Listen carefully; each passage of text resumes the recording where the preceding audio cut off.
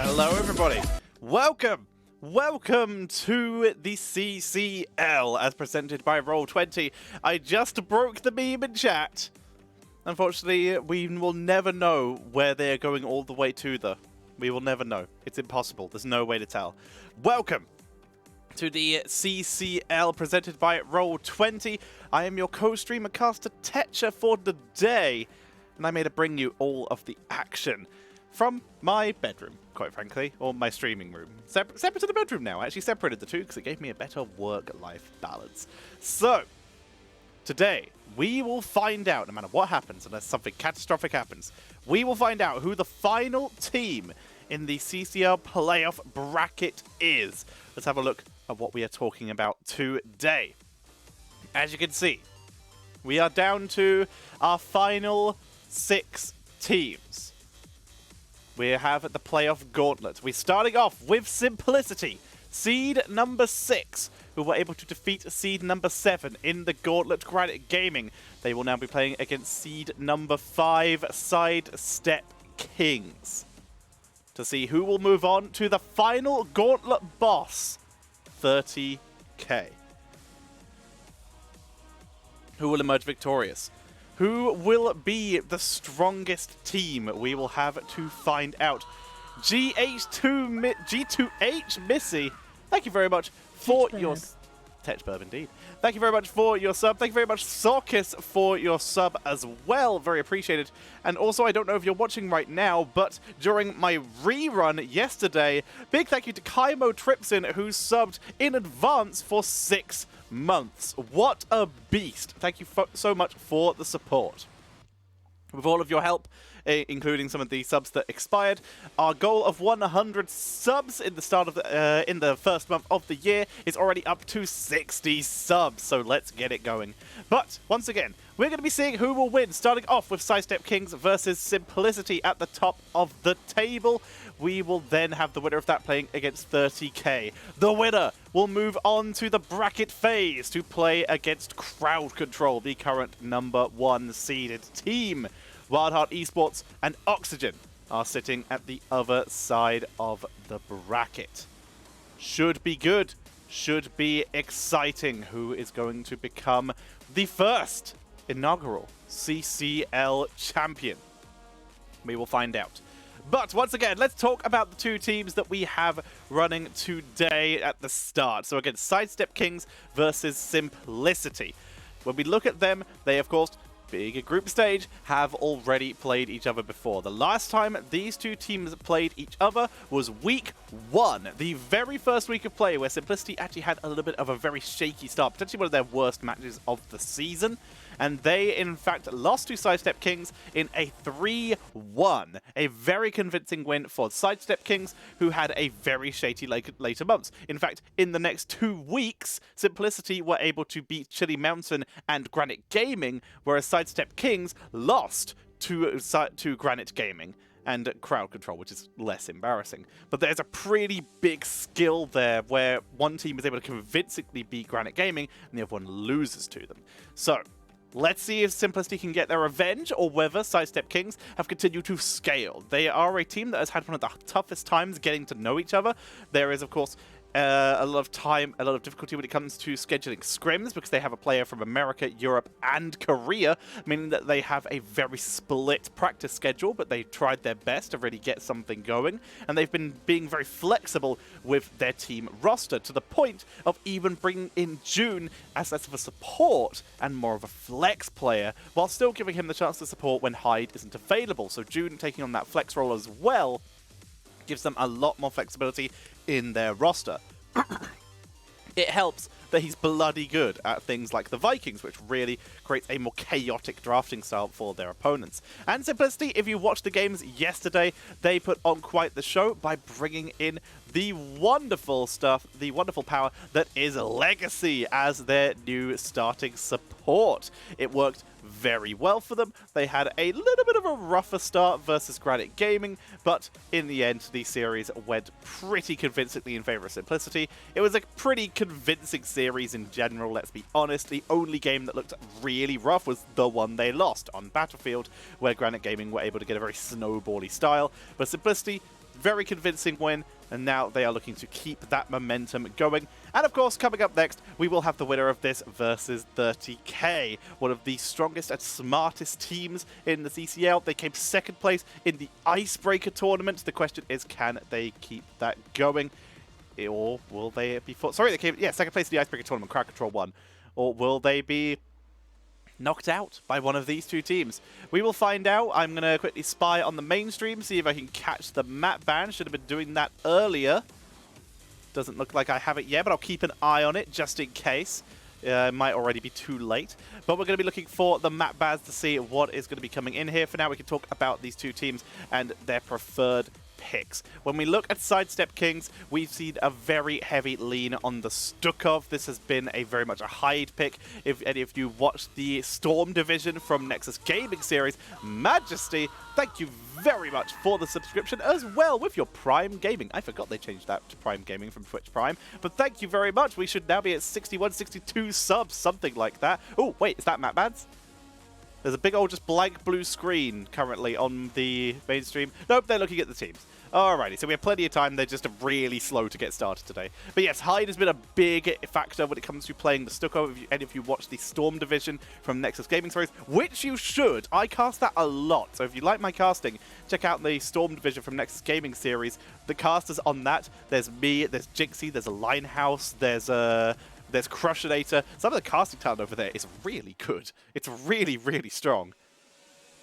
But, yeah, you go check that out. But you will have seen Hyde on Team Alexander playing just a baller of a Stukov and putting on such an insane performance. So it's definitely worth going to check that out. Other heroes, Diva has been a very big deal. Reyna and Cassia have been quite high up. And they've been leaning a little bit more towards the Tychus, with Ultralisk beginning to pick that up for the team. They also bring out the Imperius a little bit here and there. So that's quite nice to see. They've been playing that. They've played that 3 times now. Not the highest win rate. In terms of win rates, their highest win rates are mostly one-pick heroes, like the Uther, the Abatha. They've slowly been leaning a little bit more towards that triple bruiser and double support style that most of the big meta teams have been playing with so far. So there's a lot of extra flexibility there for them. So Sidestep Kings looking good. They have a 100% win rate with Gazlo only after 1 game, which is a shame. We do like Gazlo. Same with Sergeant Hammer. That great game versus Oxygen Esports where they really just flipped the script and completely bamboozled them when they went for an Abatha Vikings comp by playing Hammer on Towers of Doom and just running it down and eating everything in their way. Let's have a look on the other side. Let's have a look at Simplicity. Simplicity, they have 10 games on Brightwing. This is their most picked hero, and their second on Stukov. A very, very high priority on support. This might be something that they could use to their advantage versus Sidestep Kings. Sidestep Kings, because they are running with Hyde most of the time, they do sometimes have ping issues when it comes to certain supports like, say, Abatha. Like Ana. We do have some bans. Dragonshire was banned by Simplicity. Sidestep Kings banned Sky Temple, and it looks like Simplicity banned Sky Temple, and Sidestep Kings banned Dragonshire, and Simplicity are taking us to Volskaya Foundry. So there you go. We have our maps, and by the sounds of it, we have our game. So let's head over to that. And let's get this started. Game number 1, ladies and gentlemen. Sidestep Kings on the left, Simplicity on the right. Hello, everybody who is showing up for these games. Let's get hype. Let's get it going. I am your alternative commentator, Tetcher, and I am not being paid by CCL, so consider subscribing. Let's get this going. Sidestep Kings with the first ban. Remember, Simplicity. Let's have a look at the roster from Sidestep Kings. They are running with Hyde, no June. So again, we could see Simplicity maybe try to control the support pool. With Uther already banned out, we could maybe see a bit more of a focus onto those Stukovs, onto those Lucios, onto those Decades, for example. Heroes that Hyde has a much easier time playing. So we could, due to ping differences, we'll have to see if that's the way they go. There is quite a few high-tier supports, though, so it's a little bit less likely we see that. As we see Tychus banned out, Lutano leaning on that so heavily yesterday, so it makes a lot of sense. Hello, everybody. Thank you for coming by. That monkey is very concerning because it looks like it's holding its head almost, but that's where its ears, and then the hand coming out of it makes it look like it has 3 hands. Nice. That is an Apom. Who knows? Hogger is removed. No surprise there. It's a strong hero. Only played once by Sidestep Kings, but once is enough. Medivh was banned out as well. No surprise there. And of course, no surprise as well, we already talked about it, the support priority from Simplicity and Sidestep Kings is not too surprising because Stukov is the best support at the moment. We'll see that taken away. So Simplicity, though, they can now be a little bit more flexible. They have leaned very heavily on Brightwing, but Brightwing has fallen out of favor a little bit. Still strong, but not that top pick worthy. They now get their first choice on Assassins. We're going to be looking at Cassias and stuff like that. And Chromie, who snuck her way through the draft as well. Chromie and Johanna. Johanna groups, Chromie sieges. That gives them a lot of zoning potential. A great amount of power here. Very nice indeed. Good start. Good start for both these teams. Let's see who's going to take the lead at the early stage. My game sounds a little loud. Let's turn that down.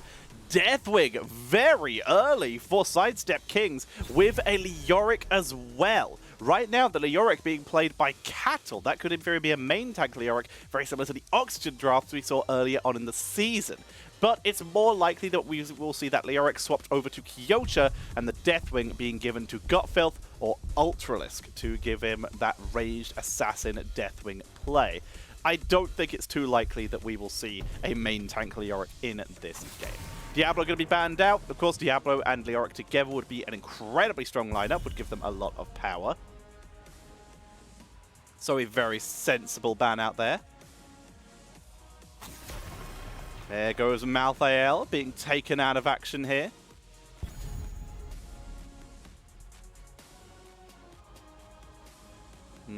Let's see where else we are going. With Malthael taken out, that would be a great damage dealer for Deathwing. Tychus and Malthael both removed. That's a lot of the percentage damage. Tigerfish, thank you for 500 bits. Very appreciated. Hanzo, very smart here. We're still going to see that Brightwing for Legacy, but the Hanzo is really quite a smart pick here. Something that our Korean players on the side of Sidestep Kings will be familiar with. The Korean style of Hanzo is actually one of the best tank shredders in the game. They can either go for a full Scatter Arrow build, which is okay on this map, or a Redemption build with Scatter Arrow on levels 4 and 7, allowing you to go percentage damage on level 16 and absolutely shred front lines. You delete tanks with this particular build. So with the amount of protection they get, this could be a pretty hype pick. So we see a bit of a lower hit point tank here with Imperius. This is going to be less affected by the percentage damage or equally affected by the percentage damage, but is a bit more aggressive and can try and trade out quite nicely. Final pick for Simplicity. Their offlane is needed. Diva is available. Could be an option here, a little bit more percentage damage. Urel has percentage damage.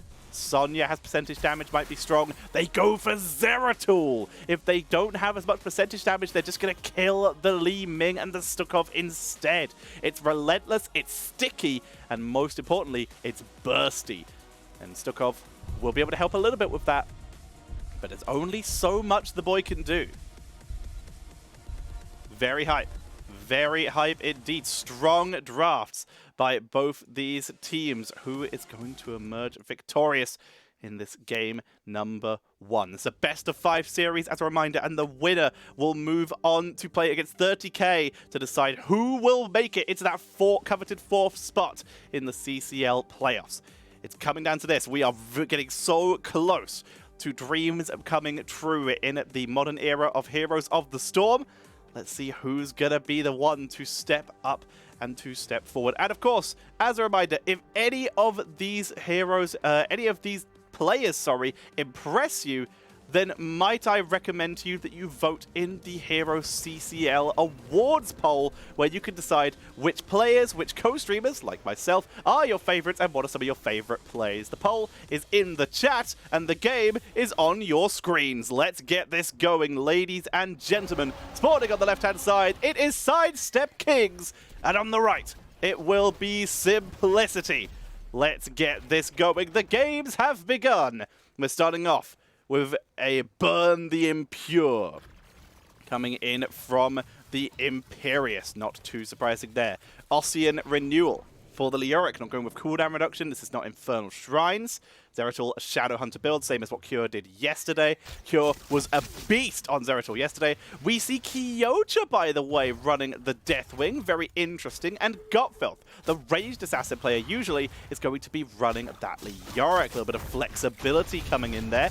See how that works out. The Molten Blood going to be very strong for Kyocha, going to keep him sustained, but he already loses an armor plate. It's a little bit of damage traded out, but one plate already down. Who's going to be taking the bot lane for Sidestep Kings as most of them rotate up to top and get interrupted by Hosty, who puts a very aggressive time trap, slowing down the rotation. Finally, we're going to see Leoric making his way down to bot lane, but he's getting interrupted and slowed down by Hanzo, who is putting on quite the delay show. With Cure even coming in, so is Brightwing. They're going to try and chase him under towers, but Gotfelth will be able to sustain. Hyde comes down, has he been enough more he can chew, as here comes Cure coming back in, slow onto Legacy, and Cattle with the rotation picks up the kill.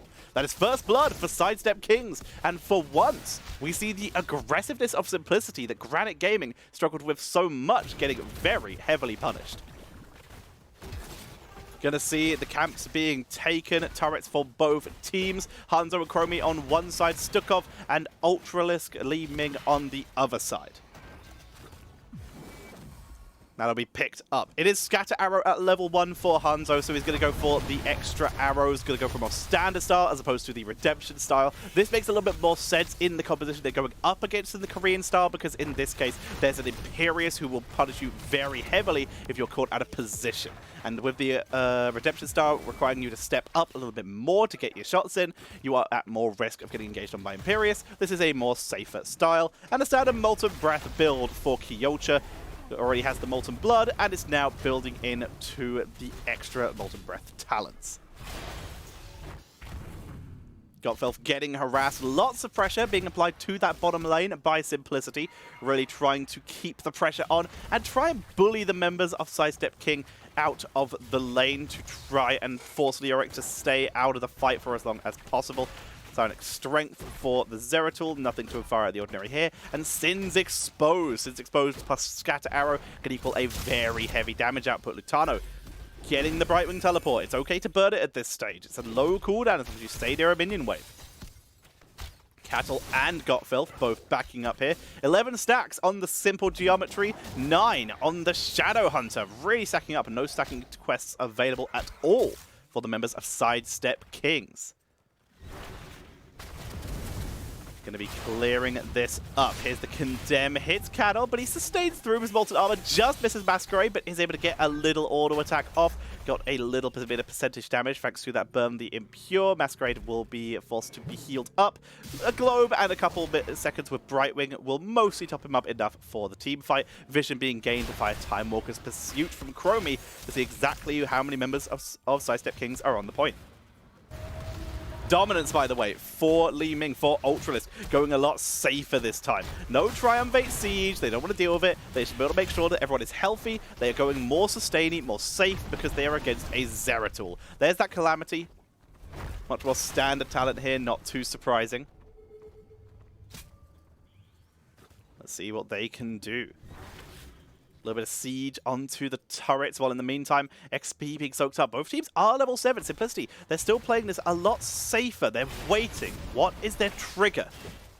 What are they waiting for? Gotfelth misses the Drain Hope. Little bit of a harass from Cure, but he has Wormhole now, so he's already gone. He's already out. Hyde is punching Lutano to death. Very fun to see. But Lutano able to get away, keeps onto his turret. Instead, they turn onto Kyocha, who, as you can see, has yet to fly since that earlier fight. It's just holding onto that single armor plate, but that is enough. As long as you have more than half your armor plates, you get that healing, and the Protector just went simply over to Sidestep Kings. But you can see here, the XP stayed pretty even. Simplicity weren't able to out-soak. We still saw Sidestep Kings able to soak very effectively, holding on to a similar experience number than the members of Simplicity. Nicely done by Sidestep Kings. Macroing and getting the objective. The problem is, what are they actually getting with this objective? They don't push top to go for a fountain. Instead, bot lane is the lane of choice. Gotfelth is very outnumbered now. They may have to swap people in the Protector. No, Wraithwalk keeps it safe. Yeah, they've got a gate. Alright, they finish a tower, but down goes the Protector. Summoning Sands is dropped. Not going to be able to follow up on. Solid attempt, but not going to turn into anything at this stage. Scatter Arrow Simple Geometry is completed. One globe left for the Shadow Hunter. And we're looking good. Thank you everyone who has chosen me to be your commentator for today. You have a lot of choices available when it comes to CCL streams. Thank you for choosing Tetcher. We're going to be seeing Gotfilth starting on that camp already. As Deathwing clears the lane above, he could rotate in very easily with Cataclysm. There's that Bellowing Roar at level 10. And they have Entomb as well. The Easy Bake Oven is available. Molten Breath, Entomb combo. Angelic Armament's Wave of Force, no surprise on that one. We're currently seeing Stukov waiting on his. Hanzo on the other side, a Dragon Strike, a little bit more zoning of his own if people are in the Entomb and Deathwing wants to just drop a full Molten Breath, well, then gonna punish you by hitting a dragon with 2 more dragons. Blink Heal for Brightwing, no surprise there. Emerald Wind would be very silly in this game. Blessed Shield, we already saw the Sowing Sands, and Might of the Nerazim. Go-to talent for most Zeratools these days, unless you really have a Void Prison combo. Waves being cleared. Team is playing very safe. 1 kill in this game at almost 7 minutes. A little bit of focus onto Gotfeld, who will back away. There's the Blessed Shield already being burned onto Cattle. Angelic Armament's going to be dropped. The Cocoon is able to get Cattle out of there very barely, right on the edge, but Cure is still giving chase. Cattle will definitely fall here. Can they get the counter kill as they chase Masquerade? The answer is no. Orb is dodged, and Cattle separated from his team by the Entomb, but Cure able to follow him, and Lutano already on the outside. They're able to just bully down Cattle, and that was the first kill. In fact, Simplicity have been able to get all game. Setting themselves up, they pull themselves into the game. You can see they're falling a little bit behind in XP, but they're keeping up well enough. In fact, they actually hit level 12 first, waiting to clear out that lane very nicely. That kill bringing them back in as Kyoto Sieges still has yet to fly. Since that first amount of damage, he's pretty fine with the amount of armor plates he has. Every bit of armor counts, and you need that body on the board. He is the wave clear. No sense wasting the time. Masquerade engaged on again. They entomb him. They've already used Celestial Charge. Here comes Cure onto the backline. Wraithwalk has to be used, and they just burnt that. The Entomb not going to be utilized. The actual re-engage and counter-engage potential of Simplicity is working very well. When they get engaged on, most of their counterplay is to drop Sowing Sands on where the engage is happening and let Zeratul just start hitting people. You either draw attention with Zeratul or you force the retreat and prevent the death from coming in. Very smart and very well executed by Simplicity. Turret being grabbed by Simplicity, in fact. Cure and Legacy will be grabbing that. Not being mirrored yet by Sidestep Kings, with the objective already activated. Leibing's going to make her way in. Halil, thank you very much. Oh, sorry. Halil, thank you very much for the follow. Welcome to the stream. Cure sees this happening, has regrets immediately, and will blink away. Cattle looks to try and snipe him, unable to do so. Ultrisk, it has to be you. Anyone got that? Okay, yeah, they both had items. My apologies. They're going to make their way back in. They had to bring Cattle back to grab that. Iron Skin is used. There's the Entomb, but Masquerade is in serious trouble. Teleport coming in. It's interrupted by Legacy. He stops himself teleporting into the backline. He still blink heals in and saves Masquerade. An insane play there. How did he live that? Let's watch that again, ladies and gentlemen. What a play from the teams here. See the re-engage at the bottom of your screen. You can see the camp is already being taken. But have a look at this. They go in for Masquerade. Try and set it up. The Entomb is dropped. But the poly comes in. Wave of Force interrupts it, but he blink heals just in time twice onto Masquerade to save the day. In the main game, Cataclysm was just burned onto the heal pulse. There was an evade attempt from Simplicity. It was thwarted. The camp was stolen by Simplicity.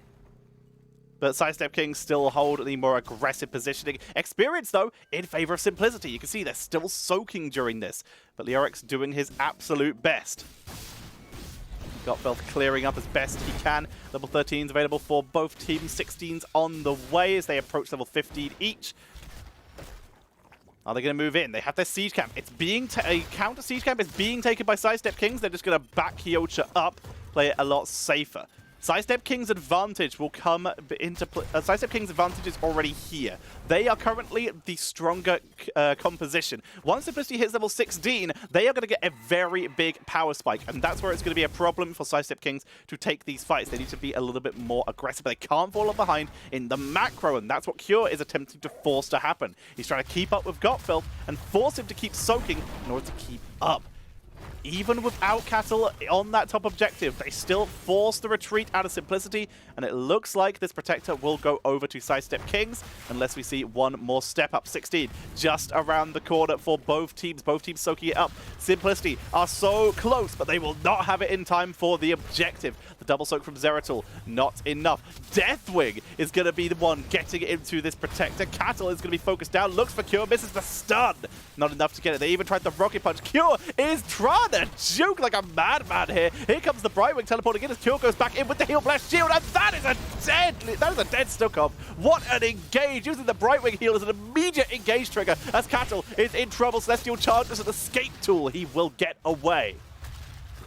Only the third kill of the game as Cattle tries to hold against Cure, using that percentage damage to great effect. Hosting trying to predict him, trying to siege down the buildings with him. The slowing sands preventing Cattle from doing anything. He's just going to play far back and let this happen. The Protector already dying again. Simplicity. They continue just to siege and defend these Protectors. 2 Protectors down, and the keep mid still stands. It's low, but it's still alive. Valorous Pursuit for the Imperius. He wants to chase Zeratul. They want to keep the pressure on him. Zerfwing is at full build. He has Infernus and Conflagration now. Master Warpblade for the Zeratul. Even more single target damage if he can get onto those backlines. But there is that Dragon Slayer for the Hanzo.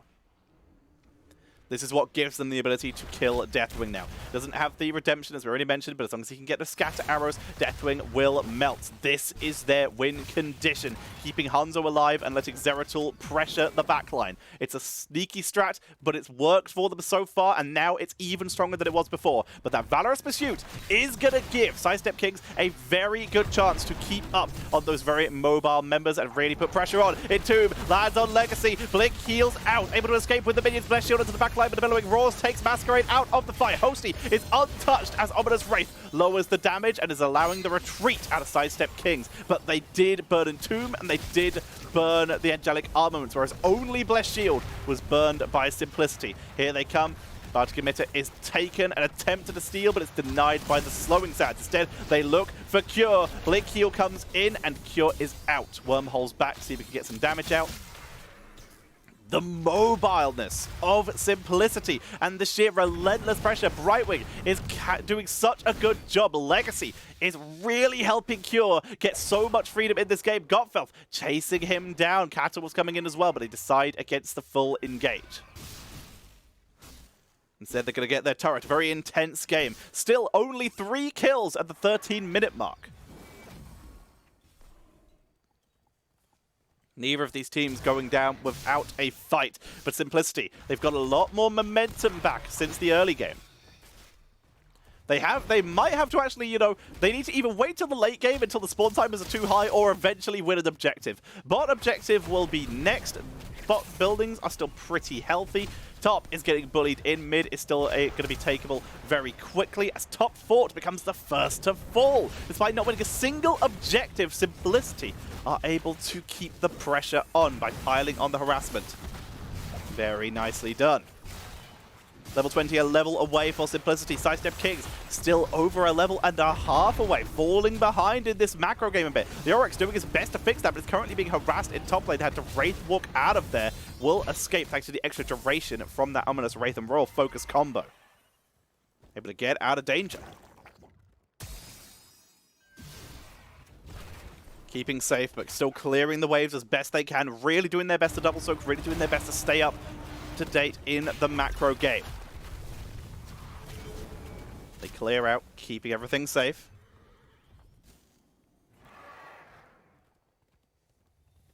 Let's see what they can do.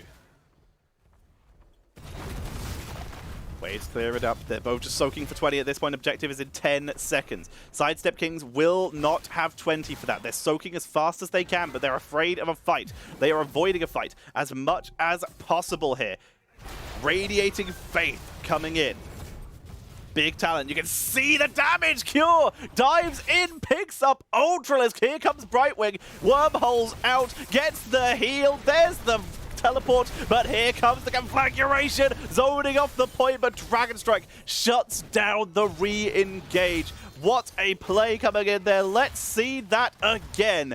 What a chase coming in from Cure here. We'll follow him up as he finds Ultralisk all alone. Blix, double Blix, already uses his Might of the Nerazim here and goes back in using his Vorpal Blade as he teleports out. Very nicely done with another Might of the Nerazim for the escape and is able to wrap around with the help of Lutano. Very nicely done.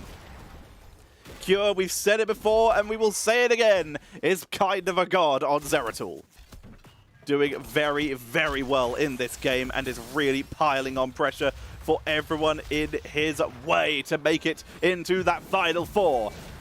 Healing Pulse is picked up by Legacy. Simplicity now have 2 Healing Pulses. They're really stacking their items. They're still ignoring the objective. They've taken 2 forts, 0 objectives, and we're finally seeing Sidestep Kings begin to challenge themselves. They now have level 20 themselves. Tal Rashar's elements for Li Ming, who is now already respawned, buried alive for the Leoric. This is the winning condition.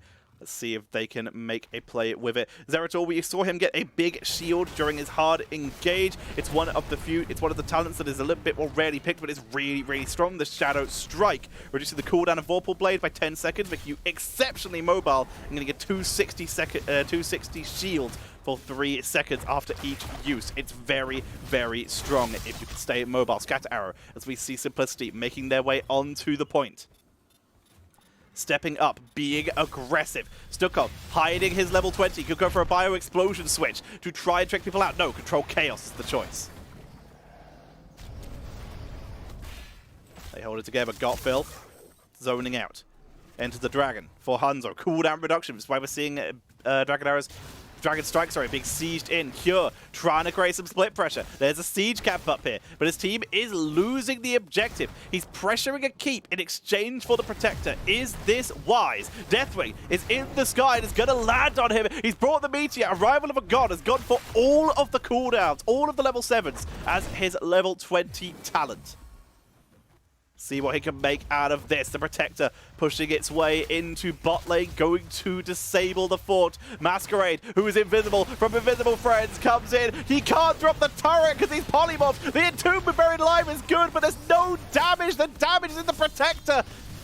That's a big kill. Leoric is down as well.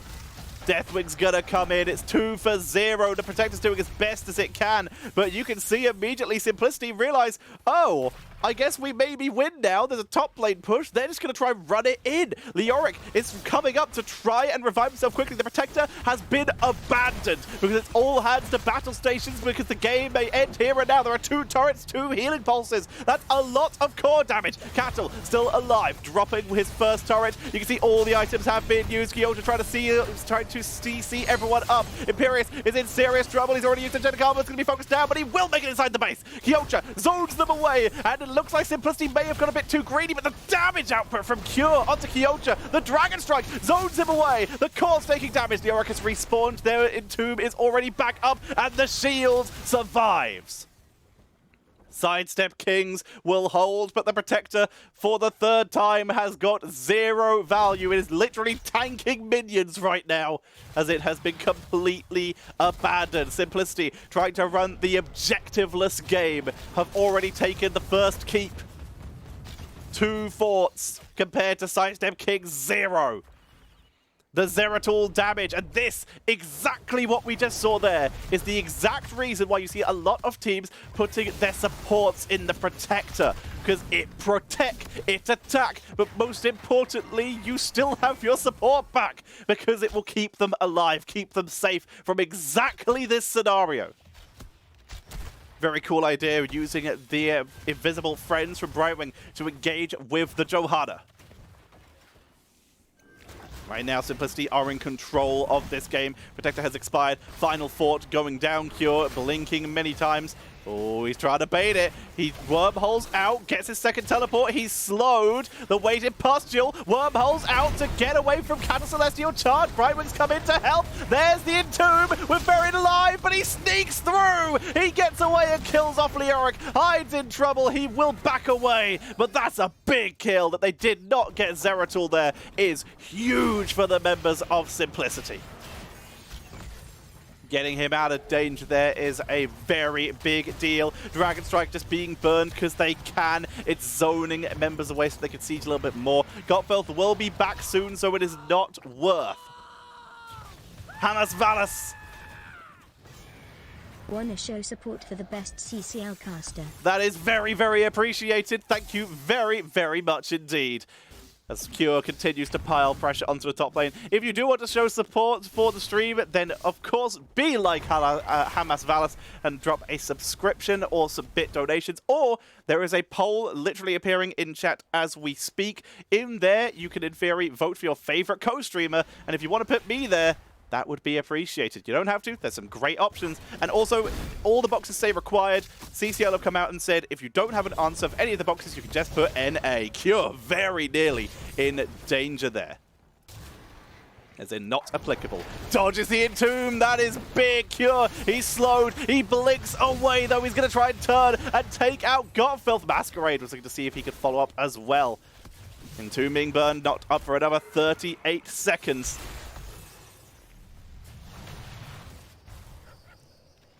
This is big plays. Ultra sieging. Cure is doing so much work here. Legacy has been on point, keeping Cure alive, and Masquerade has just been enjoying all the freedom to just flank around. Keeper's in danger. Middle Protector will unlock in 20 seconds. And Simplicity, they might actually grab one for once. Cure is literally 1v1ing Deathwings. He can.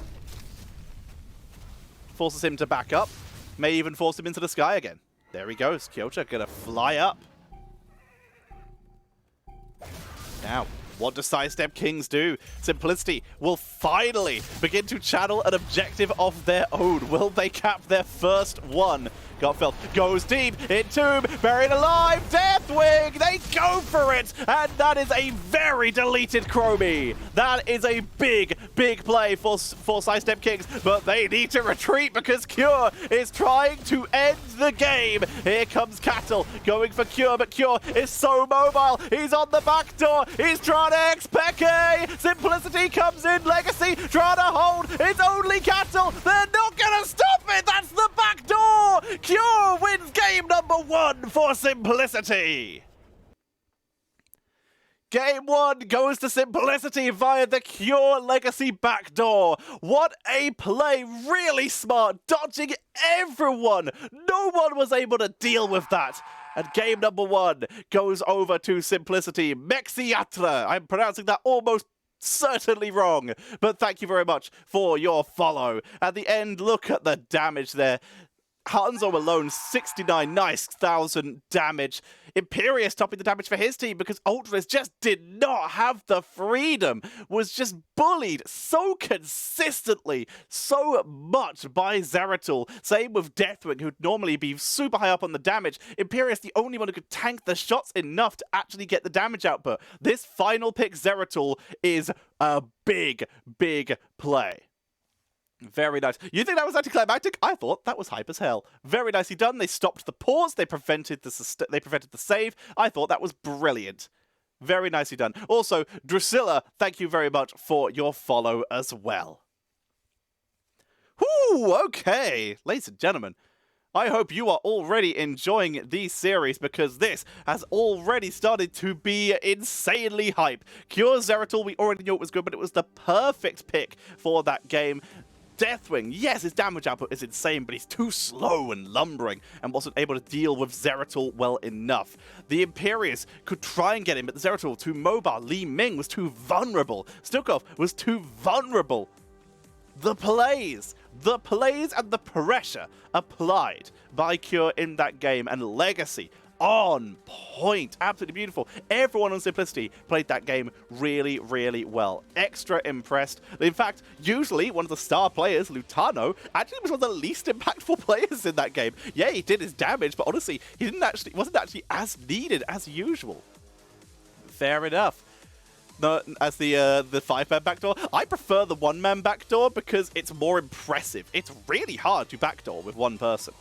It's really hard. There's only a few heroes who can actually do it. He had a couple of minions to tank some shots, but he couldn't have done that without the combination of his level 13 and his level 20. He wouldn't have been able to sustain through if he'd been in that situation, so it was very impressive. You heard this cast is good? Well, thank you to hear that.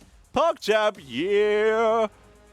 I'm glad to hear you heard this was good. All right, ladies and gentlemen, next map has been chosen by Simplicity, meaning that we know Sidestep Kings have opted for first pick. And it looks like we are heading to Infernal Shrines. Exciting. Could see almost the exact same comps, quite frankly, just with slightly different builds. Both of these comps are great area control comps that would work very, very well on this map. Cool to see. Cool to see. Yeah, hello 4453. I hope that I live up to those expectations, and whoever told you that this stream is good wasn't lying to you.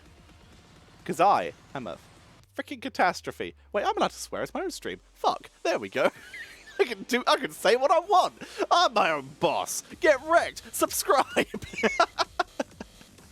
Alrighty, we're getting ready to head into game number 2. Once again, it's going to be Sidestep Kings with the first pick. Simplicity gaining momentum, carrying through their victory from yesterday, fighting all the way, remember, from Seed 5. So they are currently up against Seed 4.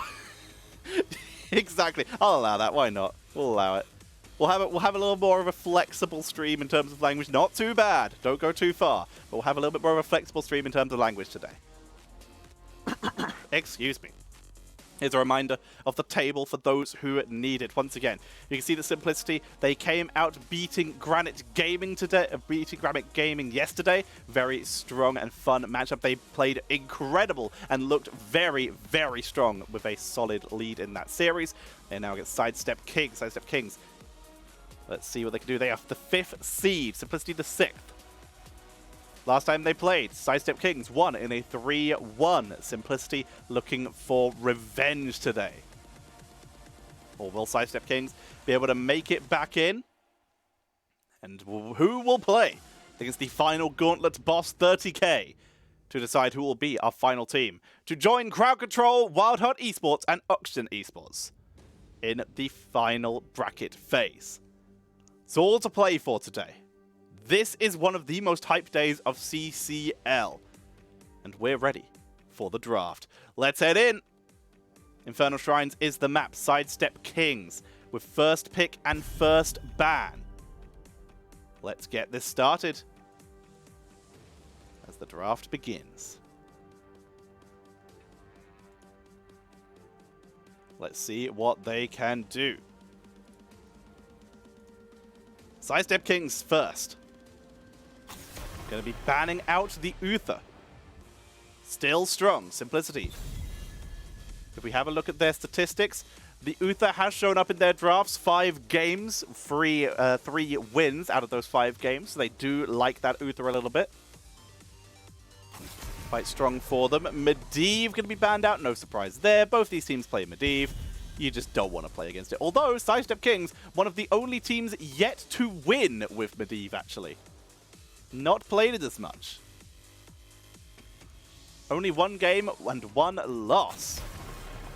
Chromie will be banned out because, yeah, there's a reason that she is one of the most banned heroes in CCL right now.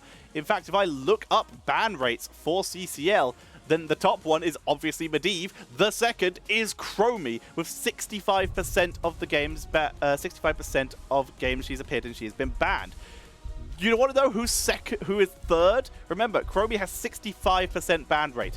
The third is Cassia with 38. Almost half Chromie's bans. There she is, by the way, so that percentage is increasing a little bit. But that's just how insane she is, that how often she is banned in 38% of the games. Ridiculous. Thank you, Mustard! That's very kind! As Hogger makes it into the draft, Kyoja's Hogger is terrifying. But as most people have figured out in the rank scene, in the professional scene, Tychus, a very solid counter to that Hogger. So what do we see for Sidestep Kings? They lean a little bit more into burst. They bring out Greymane and Imperius. Very burst heavy, very solid at blowing up heroes like that Tychus. Even if he goes for that, armor, the cursed bullet will be able to blast through it. Thanks, Brain. Cursed bullet will be able to deal with the relentless soldier here. Simplicity now. Stukov gonna be banned out. They didn't high priority pick their support, meaning Simplicity now get their first dibs and have removed that Stukov from play. Let's see what they can do. Brightwing will be removed. They're limiting their own support pool as well. Hyde, feeling comfortable, feeling confident no matter what's banned away. He should not go for Lucio. So Simplicity should probably pick something that isn't Lucio, even though it would be quite strong.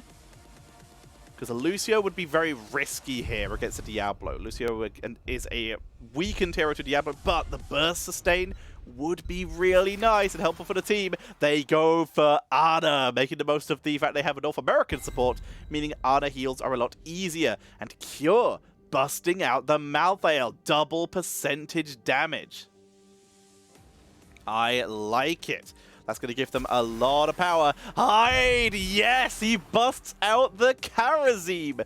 A very high win rate hero for Hyde, busting out only when he needs to, and with their comp being 100% focused around burst and a snowball victory, the Karazim is the perfect pick. They are not here to sustain. They will lose sustain against Tychus and Malthael. They will lose a high health healer to the Ana. The anti-heal will shut them down. So what do? They ignore heals entirely. Yes, they have some, but they are here to kill, and they are here to snowball. Leoric as the final pickup. They're worried about being burst, so they pick something else a little bit tankier. Triple percentage damage. Technically quadruple if you go for Night Terrors on that Ana. Remember when Diablo had percentage damage? That was a freaking 5-head decision by Blizzard. Alrighty. The Leoric is smart, giving himself a little bit more sustain. They don't have to worry as much about being blown up by this composition, especially with Leoric, because he'll come back. Smart choice. This is also a big reason why we saw Sidestep Kings ban out the Uther first. Of course, it's very strong, but they just don't want to deal with that. That sustain against that amount of burst is very, very rough. I need more emotes. I do, but they're expensive to make. They're expensive to pay someone to make, and I want to pay artists to make them, but they cost a lot to get done. Also, I don't have any inspiration for them at the moment. If anyone has any, I will take them as on the condition that I'm eventually, when I have some money, able to pay you. Alrighty, the game has begun. Let's get this started. On the left, it shall be Sidestep Kings. Running in that Hogger for the first time. Bones to gnaw on that level 1. And on the right, 1-0 up. It is Simplicity. Looking to try and fight their way from behind. And you are right, Dr. Pro Gamer. Diablo does, in fact, have percentage damage at his level 20. I believe that is... Oh, man, I can never remember what that one's called. But yeah, you are correct. I forgot about that talent because very few people pick it because Hellgate's really good. Lord of Terror, that's the name of the talent. Let's get this going. Let us start. So, percentage damage. Another Burn the Impure from Imperius. I'm loving this becoming the meta because I've been advocating for it for freaking months. It's really strong. Cattle finds Lutano, but immediately gets absolutely dunked. Welcome to the game. Enjoy the towers. That's going to be a big kill. Very good start already for Simplicity. As the rotation continues, Masquerade playing hyper-aggressive, really just looking for people right now. Malthael going to be rotating in the 4-man. Feels good. So they've sent their not usual off-lane player, Leoric, up to top. Leoric's going to have a fine time dealing with Hogger. Not going to have too many issues there, but it's going to allow Malthael, if he goes for Black Harvest, to play more of a raged assassin style. Great charge by Masquerade, freeing Cure from the charge of Cattle, and a huge amount of damage is dealt into the backline. Ultralisk is taken out. Cattle will be locked down most likely and finished off. And there, oh, one last heal from Hyde will save the day. And Simplicity, they're showing the deadliness of their early game comp here. They do a huge amount of damage very, very quickly. They'll begin to take out those siege camps. Sidestep Kings doing the same on the other side, but a little bit slower.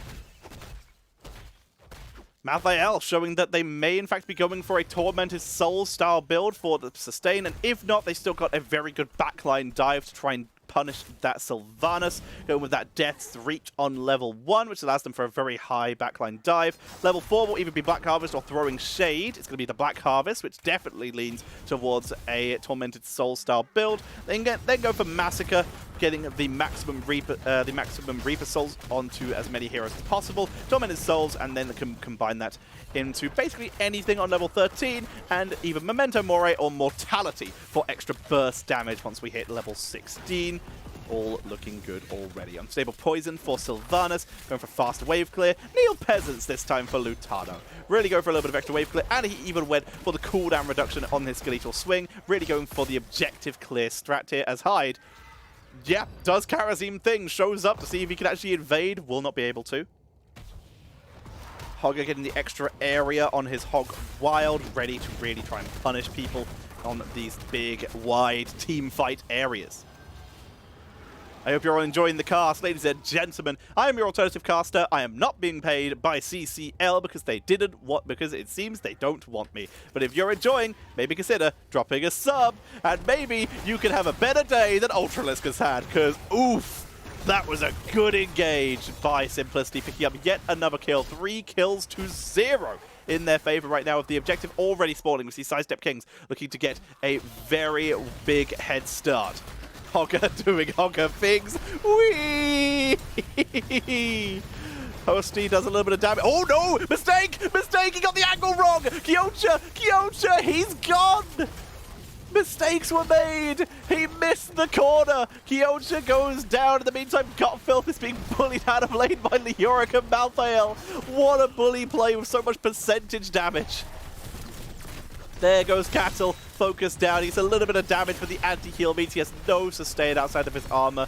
And Simplicity are absolutely snowballing. This is the Simplicity we saw yesterday coming into play right now. 5 kills to 0, level 7 advantage, playing aggressive.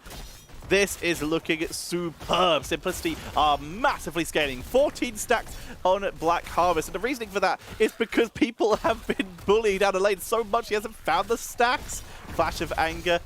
Here comes that garbage fire for the Hogger. Lots of extra sustain there, and of course a little bit of extra wave clear. It's a very strong talent. Here we go. Punisher pulling in. Cattle's going to reveal it, pull it over the wall. A little bit of percentage damage coming in from Legacy as he puts Cattle to sleep to get some extra damage onto him, and some anti-heal for good measure. They tried to run past. You can see utilizing that burst damage. They took out the Punisher so quickly that they tried to run past and look for a kill, unable to find anything. Instead, they're going to grab their own siege camp. Very nice. Looking good. Cattle. Charges. Finds Diablo. Team's not in position, though. Cattle's focused down, and Cattle's dead. Karazim dives in, dives out. That was rough. That was rough. His team were busy clearing midway, but in fact, the engage follows. They look for Gotfilth and Hyde, not able to get the job. And in fact, Cure very nearly bites off more than he can chew there and goes down. Trusted his teammate on the engage, nearly paid for it. This is strong. This is very, very strong. Simplicity Sidestep Kings all have percentage damage talents or abilities as well. True, but they have not picked all of them, in fact. Sylvanas did not pick up percentage damage talent, the Overwhelming Affliction, on level 1. Hogger gets his later, and of course, Karazim and Greymane get theirs at level 10, which is around the corner. Simplicity already have theirs, and then once again, doing exactly what they did yesterday, utilizing their level 10s to try and snowball an advantage by dropping Odin immediately and pushing in a lane. Odin about to expire, got a lot of good damage though onto that bottom lane. Nano Boost, Tormented Souls, one of the most insane combos in the game. Entomb is available, no Lightning Breath, no other Easy Bake Oven here. They're just going with a little more standard crowd control. Lutano just get a Wraith walk away. A little scared as level 10 comes to the line for Sidestep Kings. Angelic Armaments, Horde Pulse, the only talent really the only heroic worth taking on Hogger at the moment, because it gives him the sustain he needs to win fights. We do get the percentage damages. Wailing Arrow this time. Here's Tormented Souls already on the backline. Apocalypse comes out. It's gonna catch Cattle, but right now, Cure is the one focused down. He's sustaining through. Angelic Armors does not finish him. Hogger does, though. Hogger finds it. In fact, Hogger's on the backline, but Cattle already being taken out as well. Entomb getting dropped on the Godfield, who will be focused down. Lutano's gonna be focused down in exchange. Hogger is still causing chaos on the backline. Right now, it's a 2-for-1, and Kyocha is not in the best spot. He tries to hog wild through. Hosey comes in. Big charge by Masquerade Hive coming in for the assist, but he cannot go any deeper. He cannot afford to risk it. The health bars are so low. That's a very one fight for Simplicity. 1 for 3. It was very, very close, though. Sidestep Kings. Very close to winning that fight. A little bit split, a little bit messy. But they still pulled off quite a solid fight that they very nearly were able to take the win. Simplicity, though, they hold on to their lead. They grab their own Bruiser camp. Objective spawns in top lane. Sidestep Kings, they grab their Bruiser as well. A little bit slower. This is good for them. It will fight on their side of the map. Unfortunately, it will not fight on the towers. They don't get the huge advantage. Tano just in time with that Wraith Walk. Inevitable end for the Malthael, getting rid of that crowd control. Led raid. They're trying to focus hide. Seven-sided, being burned early. He dashed to Kyocha to sneak away. Very sneaky. Garbage Fire is doing a lot of power on the backline. Tormented Souls with the database being burned onto the backline. Ultralis is trying to attack through. They turn onto Godfield, but it's sustained on Cure. It's too good. Entomb actually puts Cure in a rough spot. Cattle barely survives, but Hogger, unable to make it over the wall, will be taken out. Messy again. Malthael causes too much of a distraction. They're unable to deal with a sustain. Cure is in fact still causing a distraction. Ultras is going to die for it as he gets taken out. Rest of the team escapes. Simplicity extending their lead now. Level 13 on the board. They grab the Punisher. Leoric will get that solo. Rest of the team rotates to get experience. And Tychus will solo top fort. Hyde in trouble. Gottfeld comes in to give him a charge escape target. Inevitable end. Burned by Cure to avoid Cattle. Did not need it. He had already dodged. But better safe than sorry. Very nicely done. Cure again. Showing the power of the ranged assassin play. Last game, that Zeratul, a little bit rarer than Malthael. Also a little bit rarer, but he's playing very, very well. Hawk goes out from Gottfeld. Wave clear from Hogger. Wonderful. Absolutely love it. The camp clear is pretty good. Uh-oh. He did burn his one escape tool, though. That's less than ideal. Horde Pulse, but he doesn't get the meat. The meat not enough to sustain him through. Punish has been pulled over the tier 2 wall, but Hogger is down. 12 kills to 1 for Simplicity.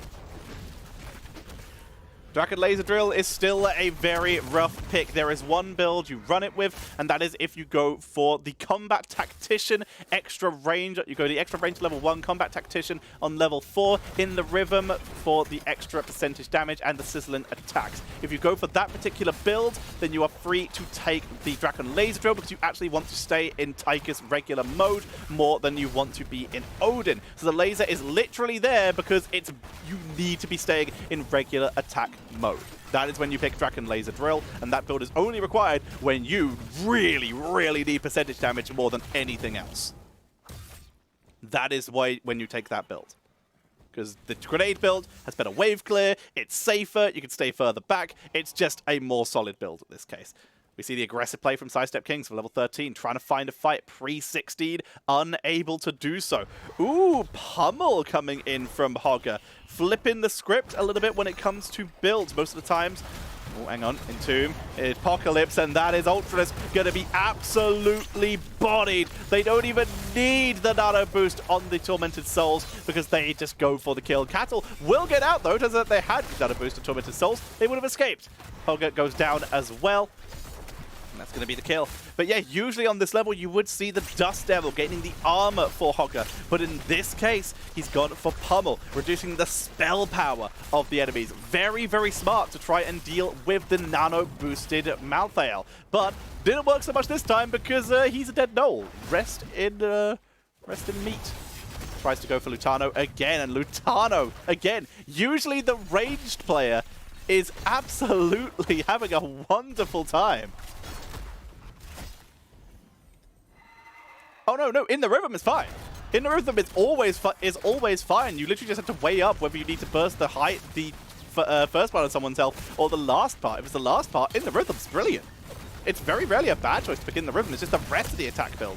We see Lutano backing up. Shots coming in, doing as best they can to try and siege onto this keep. Odin expires, 1 grenade. A little bit of damage onto the tower with that melting point. Hosty gets charged. Heals come out from Legacy as the active reload to keep him alive. Here comes Lutano. Nano boosted. Tormented souls. Now, there's the wailing arrow. That buys them time. Cure goes down. They actually take a kill. They dive to the backline. Lutano being chased down. Cattle. One more charge could set them up for a snowball. They get Lutano. They're looking for Legacy and Hosty. Cattle actually pushes them towards it. So instead, they have to take out Masquerade. It's all about Legacy and Hosty now. Kyocha chasing deep. Can they catch up? Legacy drops the sleep dart and gets away. Black Arrow has been burned as Sidestep Kings rush in to take an advantage. They need this Punisher. They need a lead. They need to catch up. They have their level 16 percentage damage for Hogger. The Valorous Pursuit once again. Greymane Executioner, Will of the Forsaken for Sylvanas. Who can blame her? Needs to stay mobile. And Cleansing Touch. Coming in for Karazim. Mithril Mace and Life Leech for the Leoric, by the way, keeping him a little bit more sustained. The Malthael build is exactly what we predicted. Punisher, take it very fast. Top lane is being pushed in, but Sidestep Kings, remember, their composition is based very much on snowballing a victory. Thank you, S-Zash. As they make their way in, they need to snowball and get ahead. This is a Frost Punisher. This could be a keep for them. This is their chance to get ahead. It's the perfect Punisher for them to make their way back in pre-level 20. They make their way forward. Punisher still very healthy. Black Arrow being burned, takes out the towers. Cure, great inevitable end. High dives forward, trying to follow up. Unable to do so. Odin's been burned to zone. They get a lot of race to the Punisher, but the towers have been taken out. They push forward. Black Arrow not available. Cattle accidentally takes the aggro. Tormented Souls with the nano boost. Wailing Arrow misses, but they get the stun. Cure just escapes. Cure in the backline, tries to turn it behind, picks up the kill. The sleep dart shuts him down. That's a 2-for-1 in favor of Simplicity as Cattle tries to zip round. Down goes Greymane, caught in the entomb, and Sidestep King's push is completely shut down. And that could, in theory, be game if Simplicity can make it to the other side of the map in time. The Punisher is still working on the keep, disabling it as hard as they can, but there's no chance of a base race. Sidestep Kings have to defend. They have 22 seconds until Hogger, 24 until Greymane. They can still do this. Karazim back at 14, Greymane in 17. They can still hold, and yes, Simplicity, they know. They sacked the keep. They traded 1-for-1. They realized that the spawn timers are too high. They thought they could race it. It wasn't worth the risk. The keep went down, and Sidestep Kings, they got what they wanted. But level 20 is now here for Simplicity. You can see Malthael is going to hide his level 20. He doesn't actually need to pick it. Nope, he just picks it. No one can stop Death going to be coming in here. Mithril Mace is completed. And they are still in it. Sidestep Kings, they got what they wanted. They've opened up a win condition. But so Simplicity. The trade 1-for-1, less than ideal. Simplicity would have definitely preferred better. But they're not dead yet. Simplicity. They're going to set up a trap. Both these teams have nothing really to do on the map right now. Camps are taken except for bottom lane. Cattle needs to be careful. There's the Hellgate, but great imperviousness. Here comes Malthael, but no nano boost. Down he goes. Little bit too early. Horn opponents in the backline. Big red button zones them away, and Hogger is out of there. That is a huge kill. Going in too early before the nano boost. They get the kill, and no one can stop Death. Has been popped. Cure will return, but that's a long cooldown. Good play for Sidestep Kings, keeping them in it. Hellgate burned. They burnt the Tormented Souls. They did burn quite a few heroics of their own, but that revive is very, very strong. Let's see what they can do. Sidestep Kings. The hunter lays a trap. Let's see if they can do it. It's all about this. If they can catch this and not get caught in the buried alive, this could be huge. Cure is showing. They go for it. They miss the stun. Here comes Cure. There's the nano boost. He's going in. Hyde's in trouble. Cleanses Kyocha out. They split up, but that's going to be Cattle going down. Hyde 7 sides to try and buy himself some time. Heals out the team. Runs away with the speed boost. Cattle is still being chased in mid. The Drain Hope is drinking him. And then they're going to drink me. Oh my god. Cattle goes down. Big kill coming in for Simplicity as the objective will spawn in the top lane. If anyone got that reference, you're a good movie watcher, as we see the camp going to be taken by Simplicity. Simplicity will pick up the siege camp, put some pressure onto mid lane. They can even get bot. Sidestep Kings, a person down. They look like they're willing to go for it again. They've gone for the wraparound, or is this the backdoor? That is the question. What's the play here? They move between lanes. They're waiting to see if anyone soaks. No one is soaking. Everyone's playing it safe, rotating up to top. You did have a Junkrat reference, but we also had a movie reference later on. We had both. Level 20 just around the corner. They have to deal with the catapults. No backdoor attempt coming in from Sidestep Kings this time.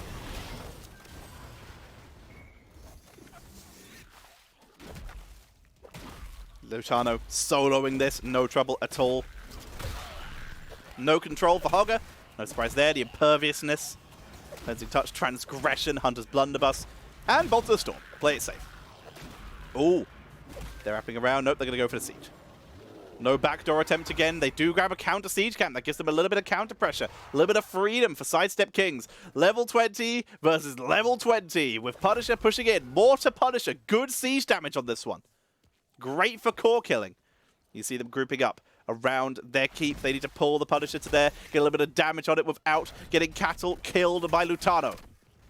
Punisher spots Cattle. No imperviousness is burned. They don't even land the Cleansing Touch. Not ideal. Big red button with nano boost. They're trying to race it down with that. Keep does a lot of damage to that Punisher. They go for the race. Cattle does not land his stun. And Cure can't find the target with the Tormented Souls. No nano boost by Cure, but the core is going down. Punisher comes in, and even though Sidestep Kings are winning the fight, they are losing the game, as we will see Simplicity taking out the core, and game number 2 goes over to them.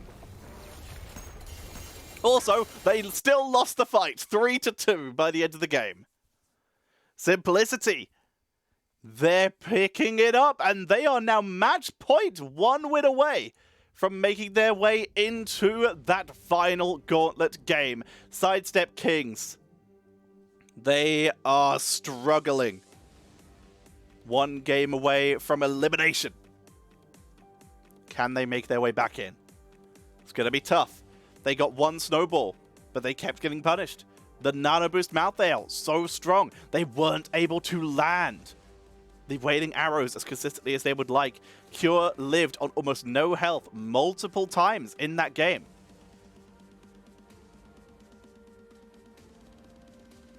It's going to be interesting to see if they can make it back.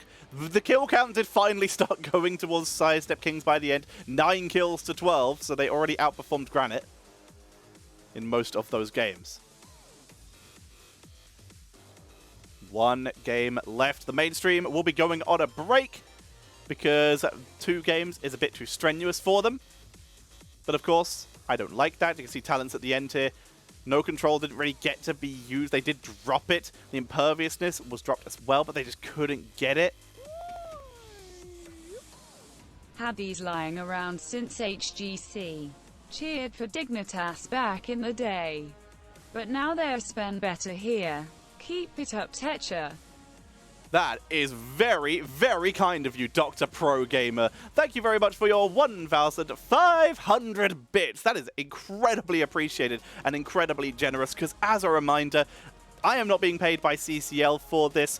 They chose other casters. I am instead doing all of this on my channel of my own volition, and I only get by with support from all of you. So thank you very much for bits, for subscriptions. Any support you can give is appreciated because it's all I have to get by. Our goal of 100 subs in January is already at 63, so thank you all who are supporting there. And our goal, we're going to attempt to try and get our YouTube up to 4,000 subs by the end of the year. 33% of you who are watching maybe this video in the future on YouTube are unsubscribed, so make sure that you drop a subscription. Feels good. So, let's get this going. Let us talk about some of our players here. Because we've already done quite a bit of analysis on the game, and we have a little bit of time before the mainstream gets back. I need to set that as a command. Didn't think of that. It's Tetcher on YouTube. I'm Tetcher on Twitter, YouTube, and Twitch. I try to make it easy. So hopefully, you should hopefully be able to find it pretty easy. So consider dropping a sub there. And thank you very much for... Oh my god! I thought that was just a sub. An anonymous gifter, gifting 5 subs to the community. Thank you very much. Congratulations, Otamot. Oh, that's a name. Bubble Dreamer Bubble. Welcome back, by the way. I've seen you around before. Sega Tie, Brace, and Squeaky Week. Thank you very much. Congratulations on your subs, and welcome to the Tetchlings, Tetchy Boys, Tetchy Girls. I don't know. I can't remember what we named the subs. Subs. Welcome to the subs. Thank you very much for the support, and big thank you to an anonymous gifter. Very appreciated. So, let's pick a player and dive into their history. In this case, I think we're going to jump into Caterpillar from Sidestep Kings. Caterpillar is one of the most decorated professionals, not just in America, but just across Heroes in general. Excuse me. Playing all the way from 2014. So we're talking release and alpha level plays here. We're talking way back in the day here. He played on Team Descent, Clairvoyant Gaming, one of the top ones, Murloc Incorporated, Murloc Genius is what you may be familiar with. But then when he really started to jump up is when we started seeing the first Heroes Global, the precursor to HGC, the Hero Summer Series, etc. And he played on Complexity and Cognitive Gaming during those times before eventually joining Cloud9. Excuse me, where they played very strongly and put on quite a good performance. But let's talk about the 2016 advancements here, where he was playing in Murloc Geniuses a little bit, where he got first places in the Fall Regional Championship for North America, 1 and 2, by the way, beating Gale Force. Thank you very much, Anonymous Gift, for gifting a sub as well to Hello4453. Thank you very much. Thank you very, very much indeed. So yes, they came first place in all of those before eventually losing at the actual Heroes of the Storm Fall Championship, aka BlizzCon at the time. They lost to Team Dignitas under the team name Astral Authority, where they lost 0-2 in round 7 to 8. In 2017, first year of HGC, he went to Tempo Storm, where he stayed for basically his entire career since then. First place in HGC North America. Third place in Phase 2, losing to Gale Force. Winning the third place game against Gale Force. 2018 in HGC the last year. Western Clash, third place, losing to Zealots, who went on to come second. First place and the North American Pro League Phase 1. Fourth place at the mid-season Brawl, losing to Team Dignitas again. A little bit of a consistent theme there, which will continue. Phase 2, they came second to Team Freedom. Team Freedom, their first championship there. And then, of course, Tempo Storm came 5th to 8th place at HGC Finals, aka BlizzCon, again to Team Dignitas, losing 0-2. Very strong. They then also did play, I believe, was it Roll20 or was it Team Dignitas? Hang on. I'm checking a thing. Quickly. It was here. Yes, it was Tempo Storm. Wait, no, was it Tempo Storm or Heroes Hearth? Yes, it was Tempo Storm who at BlizzCon, this is the 5th to 8th round, BlizzCon 2018, decided to kind of meme. It was a little rough. This is the same team, unfortunately, when they decided to run Abatha, Junkrat, Samuro, Falstad, Murky, Game 1, to run the Arthas, Reyna, Vikings, Kerrigan Game 2, and Dignitas proceeded to absolutely body them. But despite that blemish on the record of Cattle. His team is still one of the most successful in North America and in just regular Heroes history, where they've proceeded to put on belter games consistently from season to season to season, and he's continued since then and has played very, very strongly. It's nice to see him still playing, nice to see him back.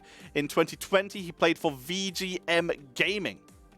Very strong team that made it all the way into the Nexus Gaming Series Storm division, where they proceeded to win qualifier number 1, win the Chili Mountain Super Cup, beating Team Alexander both times, aka the Korean team, which are the players he's playing with now, before eventually losing in Storm division, coming 4th place to Alexander, losing to them for the first time in a 2-3. So VGM always having trouble with the Koreans. Now Cattle has them on his team. Is it going to be enough? Can they make their way back in? Can they recover from this early deficit? Because right now Simplicity have them on the ropes. 1 game away from Simplicity making it into that final gauntlet phase. The map will be Battlefield of Eternity, once again chosen by Simplicity. Sidestep Kings opting for first pick. Will it be enough? Can Sidestep Kings begin the recovery? Can they make their way back in, or are they going to be knocked out? Let's find out. The draft is about to begin, ladies and gentlemen. Let's get this going. We filled enough time for the mainstream to have their tea break. Let's jump in. It is time for game number 3 of this best of 5 series. Who's coming out on top?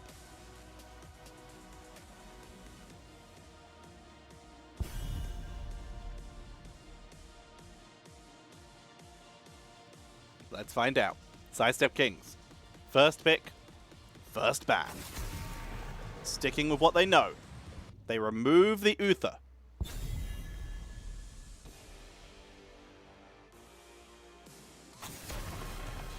Hogger taken out of action. Even though they lost, it was still very tough to deal with.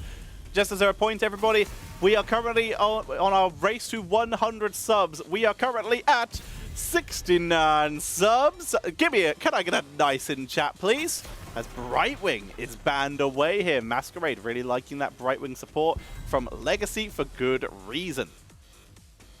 Medivh banned out, also because he is incredibly annoying. Very good reason. That leaves Chromie up. It leaves Stukov up. Again, Sidestep Kings really highly prioritizing that Stukov. Thank you, chat. They very heavily prioritize that Stukov onto their side. Oh, I love that Hasu emote. Absolutely love it. Alrighty, Simplicity. Where do they go from here?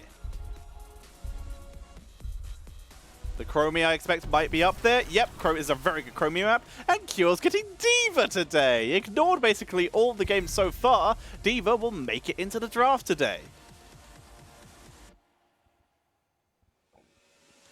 Excuse me. The Hasu Smiler feels good. Hasu Sleeper, one of the best streamers. Not even Sleeper. Hasu Wide Awake, one of the best streamers. Sidestep Kings now. Stukov on the board. They could get a tank first. They go for Muradin. Sledgehammer on this map. Very strong. They can try and race that way. And Li Ming for the poke. Some counter mage play to deal with that Chromie. D.Va very sticky though. Might try and chase down that Li Ming. That biotic armor going to be pretty strong. Going to be a big deal here.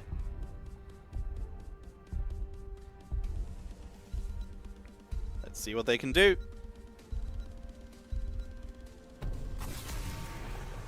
Rexar going to be removed here. That's pretty smart. Rexar on this map actually adds a lot of extra immortal damage and also really good team CC. Can give you a great little set of play there. I like it. It's a strong, safe ban. And yay! Tychus is removed. We see the changes coming in for from Sidestep Kings. Finally going to remove that Tychus that has just given them so much grief today. And if you watched the games yesterday, you will definitely understand that this is a very, very solid ban in general. Big fan. glad to see them shifting their bans around quite a bit because this has been a nuisance. Diablo Hanzo going to be coming in here, a little bit of extra aggression, great Immortal Race, and something that can try and slow down Muradin with a lot of extra CC. Big plan, big fan, big plan. Let's go. Sidestep Kings. Final 2 picks. Need another Racer, a Reina perhaps. Could be solid here. Cassia. Someone to deal with that Diva damage. Maybe a Valkyrie to get Chromie. They go for Greymane once again. And Sonya. Sonya, great hero who can race down the Diva. Can actually contest her relatively well. Nice to see. Now, how do you react if you're Simplicity here? With Sonya, Greymane, Li Ming on the board, it's a very burst-heavy composition. They don't have their support yet. With Brightwing banned, how do you protect the team from this much burst? You go with Deckard. Potion of Shielding gives you a little bit of extra protection against that burst style, and that Sleep gives them a very solid disengage tool. I like it. I think that's a solid play here. I think we are good. Let's get ready. I think we're good to go.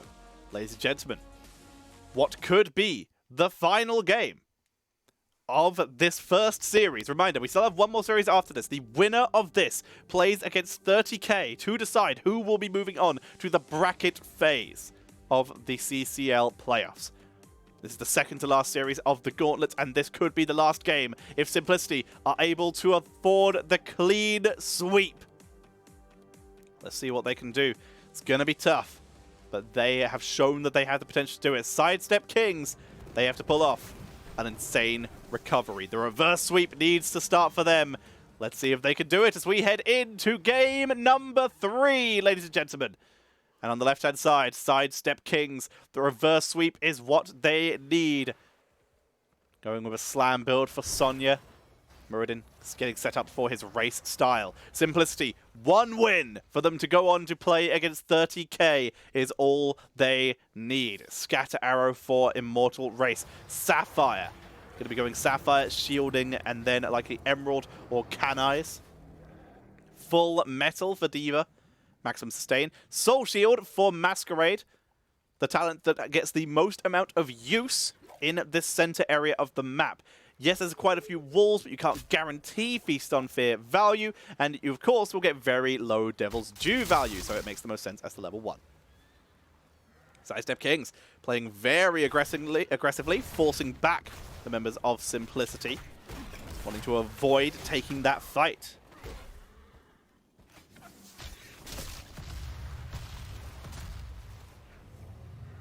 A lot of extra damage.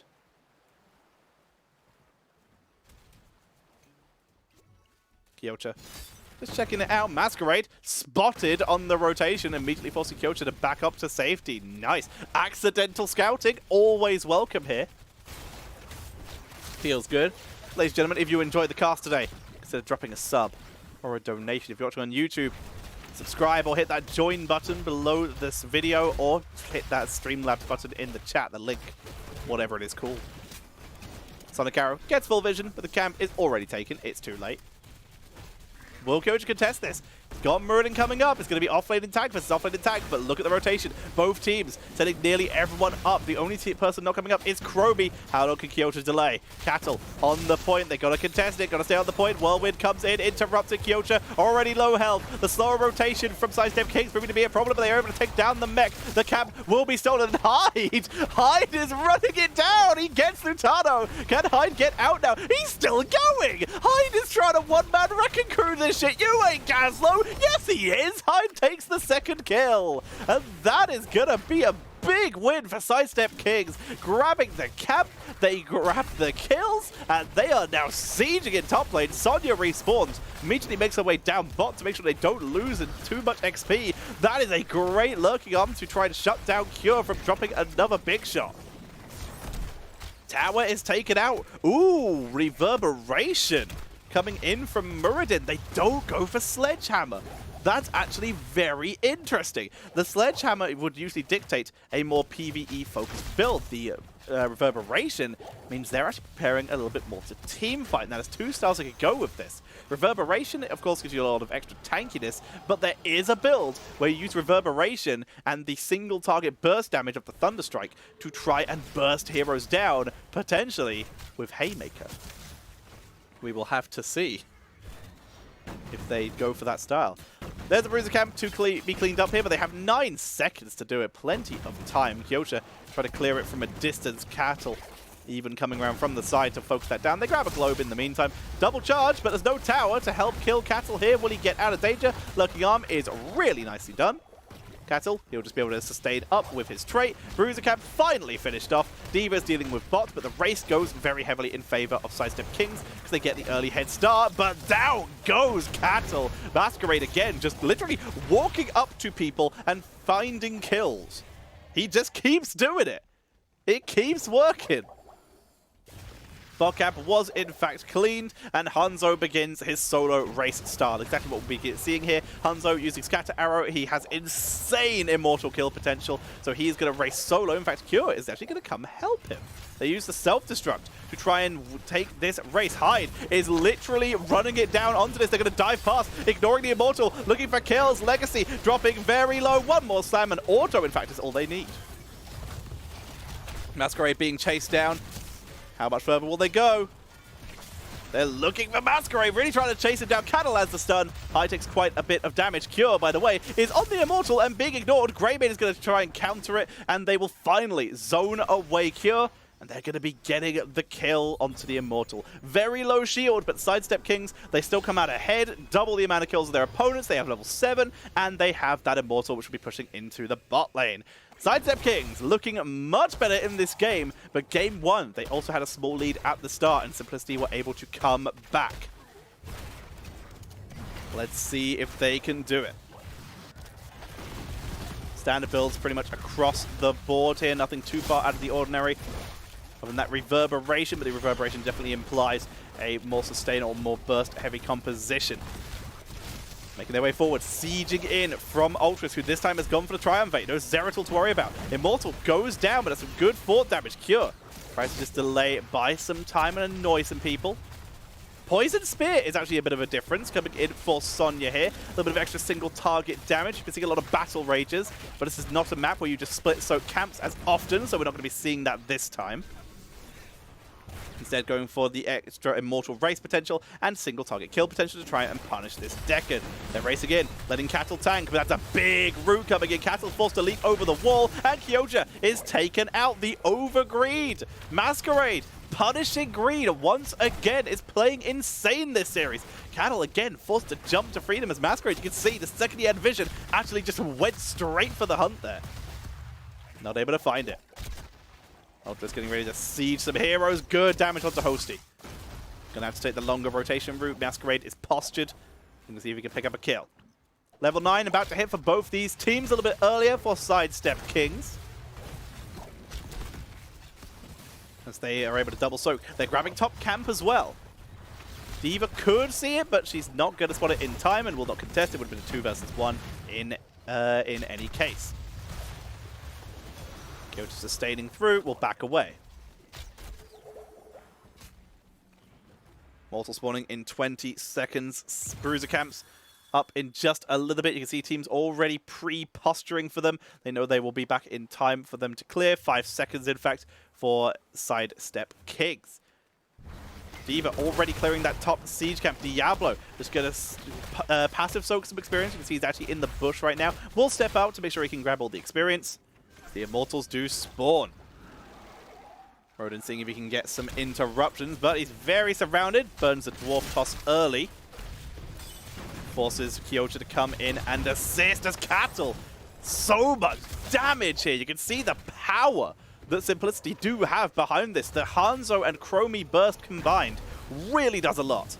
There is the Avatar. It's a sustain style, but they do also have Leap. If Cattle can't get the engages because he's being pressured, they go for this instead. So yes, the reverberation will give cooldown reduction onto the avatar. Dragon Arrow does land. Apocalypse comes out. He tries to stay on and listen, but it's interrupted on the 10-second cooldown as Kyocha is taken out early. Leap was burned, but it's not enough. Lutano over the wall. Body escape, hide, running him down. He can't get it. He's taken out by Ultra. He's taken out instead. Ultralisk is now fishing for Lutano. He's got a minion to protect him. Gets the kill with the Wave of Force. Looks for Masquerade 2, and his team gets it. That's a full team wipe for Sidestep Kings. They're able to pick it up. Let's see that again as they're able to take the fight. Stay on, listen, interrupted by the lurking arm. Cattle onto the backline. Cure is completely zoned out. No mech. Hyde is literally running it down. But in the meantime, Muradin and Gottfeldt are uncontested. There's no damage dealers to help Masquerade follow up onto Gottfeldt, even if he lands the CC, which he does. And Ultralisk, with a beautiful wraparound, is able to finish them off and picks up a triple kill for the full team wipe in favor of Sidestep Kings. What a play, what a beautiful play, as we do see Sidestep Kings grabbing their immortal self-destruct, not dropping in time, no nuclear option here. So Simplicity, they're picking him. Simplicity unable to get that little bit of extra shield off of the immortal. Let's see if they can hold up a good defense, though. They have a lot of damage D.Va back in mech in the bottom lane, going to be pushing in, but it's a full 5-man push in top. And look at Kyocha. He's wrapping around. He's ready to follow up on the defense. But you can see Simplicity. They are very scared. They are very nervous. Here comes the wraparound. But Cattle into the backline. Leap, stay a while, is dropped. Apocalypse, have they gone too far? Dragon Arrow, Chromie with the Dragon Breath. They get the double kill. And that was so brutally punished by Simplicity. The full wraparound. And once again, the insane burst potential of Simplicity shows up on Muradin again. They turn it beautifully. They don't finish Chromie because she gets the timeout. And the second Chromie lives, Diablo and Deckard are able to turn that fight. Sidestep Kings, they are still ahead. They've still taken a fort. They're going to grab this camp. But that is going to be a very rough feeling loss. No escape for Sonya. Dwarven Rage. Bronzebeard Rage for Cattle. This is the stun. Only 7 stacks on his level 1, 10 on his base. They're going in. Hyde is in fact going to be the one wrapping around. He does not have Flailing Swipe, but he does have the Weighted Pustule. And down goes Chromie. This time they get it. Virulent Reaction was on Masquerade, but they don't have the positioning to follow up on it. Too busy killing off that Chromie, but that's still a big-time kill in favor of Sidestep Kings. They're still holding themselves in it. 10 kills to 7. The longest time that Sidestep Kings have had a lead in this series. And they're holding on to it. They're still in position to try and take their place back. Can they do it? They make their way in. 20,000 healing for the Stukov. Deckard 22,000, staying a little bit ahead. Has now superior healing potions. A lot of burst coming in. Makes sense. Try and get people to keep sustained. Whereas Sidestep Kings, a little bit more focused on their kill potential here. Diablo, full auto-attack build, just without the level 1 CC healing. Cattle, big stun onto Masquerade. Gives him the opportunity to escape, despite that vision being dropped on him by Chromie. Here comes the Immortals. Race from both teams. Greymane and Li Ming versus Chromie and Hanzo. It's pretty close, but it goes in favor of Sidestep Kings for the halftime show. Li Ming and Greymane just a tad faster. There is a time trap in this bush. You can see Masquerade's hovering around Cattle as he got too deep. Masquerade wraps around, slowing Sands. Dwarf Toss gets out of there. He avoids the stay a while and listen. Cattle's already in Avatar mode. Here comes the Apocalypse. They're still trying to kill him, but they can't. Cattle escapes. The Immortal goes down, and Sidestep Kings get it. Now can Hyde get away, though. Dragon Arrow comes out. Spear comes in from Kyocha to give Hyde the escape route, but Hyde will drop. The damage output is too good. Leap onto the backline. Kyocha tried to get the turnaround kill, but Masquerade tanking through with the Soul Shield. That's the Immortal in favor of Sidestep Kings, but the kill in favor of Simplicity. They'll make their way down to bot to clear this out. This is technically keep pressure but the numbers advantage very in favor of Simplicity, which is why this is a very risky play as they look for a kill, trying to see if they can pick someone. Retreat pings have come out. If they could get the burst on anyone except for Masquerade and Cure, they might have got it, but instead they weren't able to land the stuns.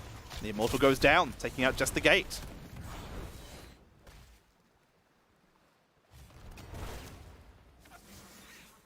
Sidestep Kings in position, waiting for their chance to step up, waiting for everyone to return. Hyde is respawned. Level 16 available for them, just under half a level earlier. Mirable, Pox Populi, extra duration on the healing in this case. Nerves of Steel for the Sonya. Dwarf launch for Cattle. Really wants to find some kills. Immediate slowing sands, no thank you. Exterminator. Sorry, Executioner for the Greymane. Cure clearing out the minion wave, getting as much sustain for his team as possible to try and keep their building safe, because for once Sidestep Kings have the momentum. Piercing arrows for Hanzo, going to be huge on their race. Emergency shielding for D.Va. Can't really go for the extra diverting power because they won't have this. There's too much CC. Heraldic Staff for Decade. Kane wants to try and CC Sonya when she dives in. Masquerade going for a big wraparound. Kyota and Ultras spot it. Good teleport by Ultras to get out. Stay a while. Lands, but there's the leap right into it, but he still lands the stuns. Diving into the backline. Ultras is really trying to fish around to look for that Chromie, but Cure is body blocking it beautifully. Instead, turn around onto Kyota coming in from Simplicity. Great play by Masquerade, but he's standing in the weight into the lurking arm. Kyota trapped in the slowing sands, though. They cannot tank through. Masquerade too beefy. That's going to be the kill going over to Simplicity. Very rough fight for Sidestep Kings. Let's see that again and see where it went wrong. The stay a while was good. Look at Hyde. He makes his way forward. Kyota goes very, very deep. Slowing sands cancelled mid-fight and repositioned right on top of that lurking arm, giving Diablo the chance to sustain, who sustains with his auto-attack talent on level 4 to win through that fight. The level 4 talent with Cruelty on level 13, tanking Diablo through this objective. Sidestep Kings this time losing the objective without Sonya. They cannot really contest. This was going to be a big Immortal. They're instead going to try and just burst down Diablo. Virulent reaction, but they can't do it. They don't have the damage output. Masquerade is very low, but it's not enough to finish the job. But Sonya is making her way in. She can return through the team. That slowing sands really shutting down the area that Sidestep Kings can fight in. Kyota going to try and counter race, but they're going to have to give this up. This will be an Immortal over to Simplicity. They do take a little bit of the shield off, putting Simplicity in a position to get some, finally, a fort of their own. They even now have their Fallen Shaman pushing in the top lane. That's going to give them a lot of counter pressure. This could be the chance for Simplicity to begin making their comeback. You can see Cattle there, fishing for anyone out of position. They want to fight, take kills before the objective, but Masquerade is actually the worst person they could go for here.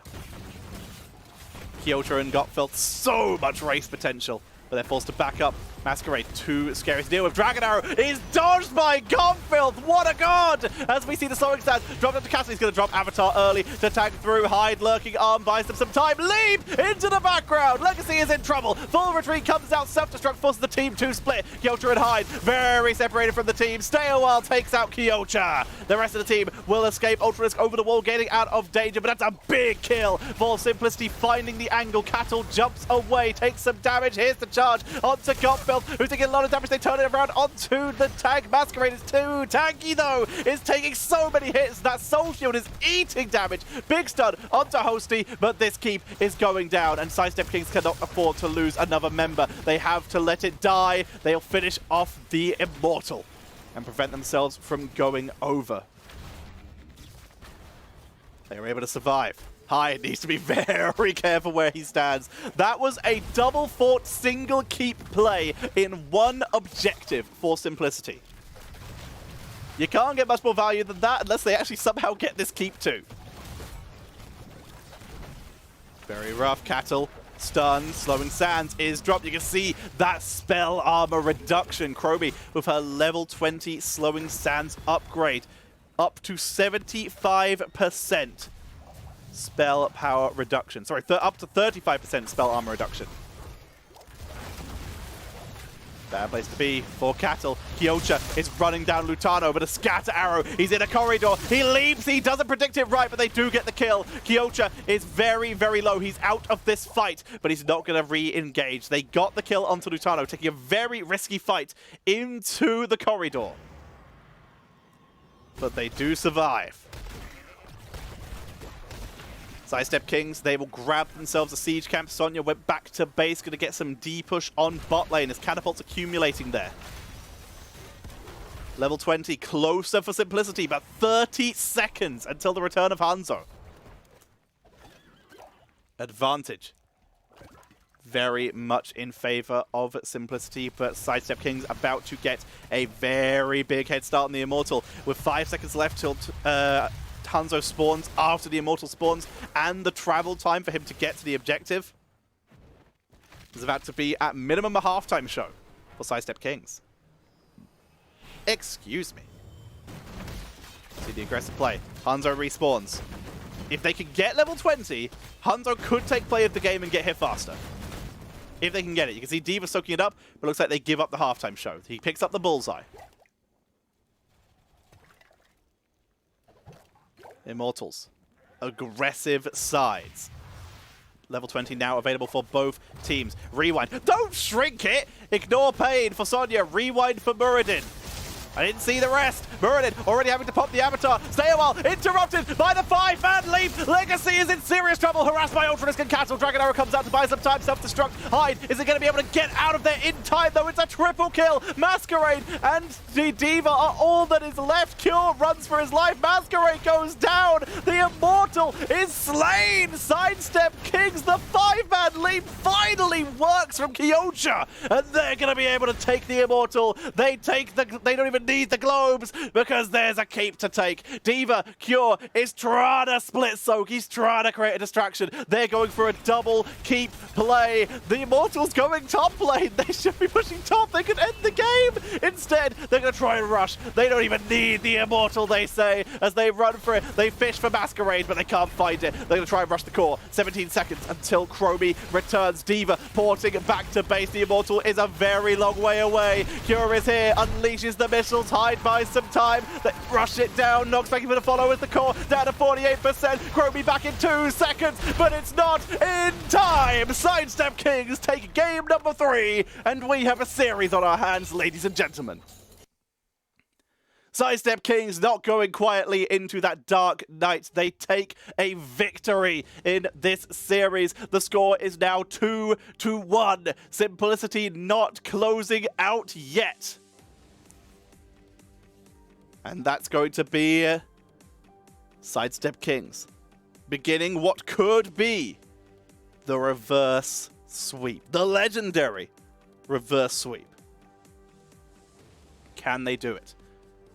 Can they pull off the legend play? 15 kills to 10. The insane final 5-man leap. We will have to see if that's enough. It took one play for Sidestep Kings to finally get it. Or will Simplicity, who have looked insanely strong in the previous 2 games, will they be able to close it out like they did to Granite Gaming yesterday? This is what we're going to find out. Game number 4 will be coming up soon, ladies and gentlemen. You can see there, the Respect the Elderly was picked at level 20. That could have been the end game talent. But because Respect the Elderly was picked, it doesn't mean it's used. He picked it, and you could see the wind-up. Deckard cast it. That 5-man leap from Sonya 100% saved the game for Sidestep Kings. Kyocha is the hero of that game, able to get that last leap, putting the low cooldown onto the Stay a While and Listen, preventing the full team silence and getting them back into that game. Sidestep Kings. They're still in. Excuse me. They're not dead yet. This is 100% doable for them. Excuse me. Sorry. That was an intense game. I had a lovely time doing it, but wow. That was a lot. I hope you're all enjoying, because I'm having a wonderful time. I'm getting very warm, but this is a brilliant series. Can Sidestep Kings keep it going? Hang on, let's do a poll. Why not? I can do that. That's the thing I can make. How do I do that? I don't remember how. Oh wait, I need to do it on my dashboard. Let's set up a poll while we're waiting. Add. Manage a poll. Boop. Manage poll. New poll. Who will win game 4? Is it SSK or I can't call them that, can I? Hang on, I'm just gonna have to write Simplicity because Twitch will ban me. All right, we'll have a 3-minute poll. Who will win? All right, that has started for you now. So make sure you have a vote. Hope you're having a lovely time. If you are enjoying yourself, then maybe consider dropping a subscription. Sidestep Kings, by the way, have opted for Towers of Doom as map number 4, meaning Simplicity have got their first pick of the series. But yes, ladies and gentlemen, I hope you are all enjoying. If you are enjoying, please consider dropping a subscription or a donation, or maybe just with some bits or Streamlabs, maybe buying my merch. There's some merch down there that exists. It's pretty decent. I like it. I love it. It's made by the wonderful Alarak of the Storm, the HOTS High Lord, who makes some beautiful cartoons. Absolutely love them.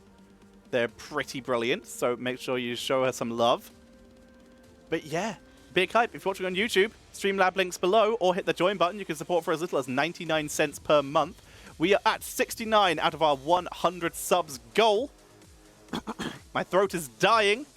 But please, if you have anything to support, I'm not being paid by anyone. I'm not being paid by anyone, and there's no sponsor this month. So we have to deal with every bit of generosity that you can give. As you hear, the draft has begun. Let's get into that. Let's go! Game number 4 of this best of 5 series. You got half the poll left, so you're going to get a little bit of the draft in your poll.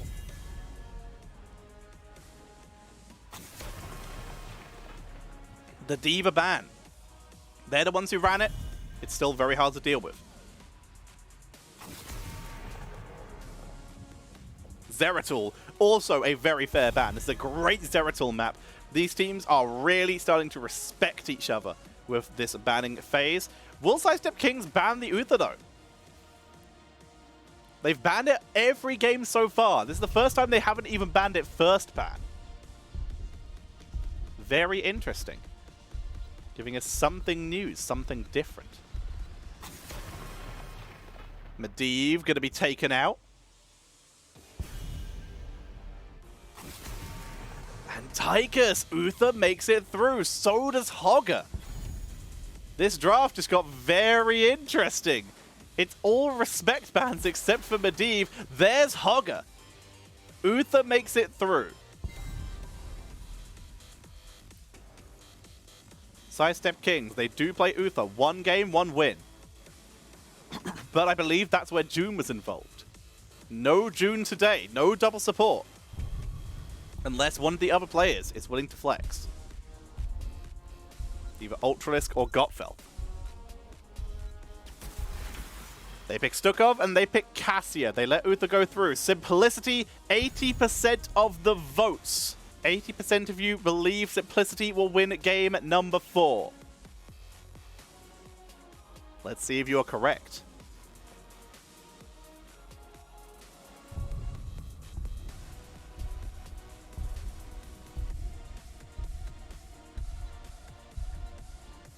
Let's see. Simplicity, Chromie, and Uther.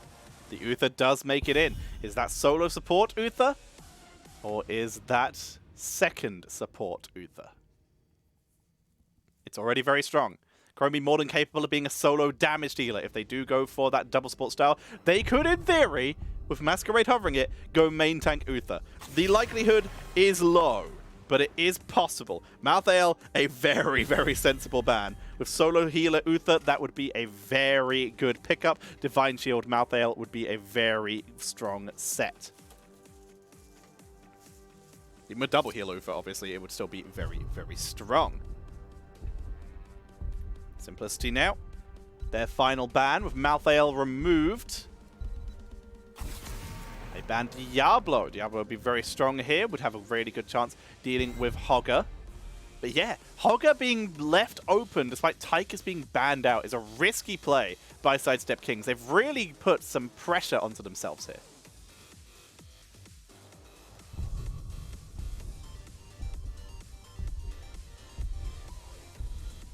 Sidestep Kings now. Tanks open, Muradin still open, Garrosh still open, Imperius.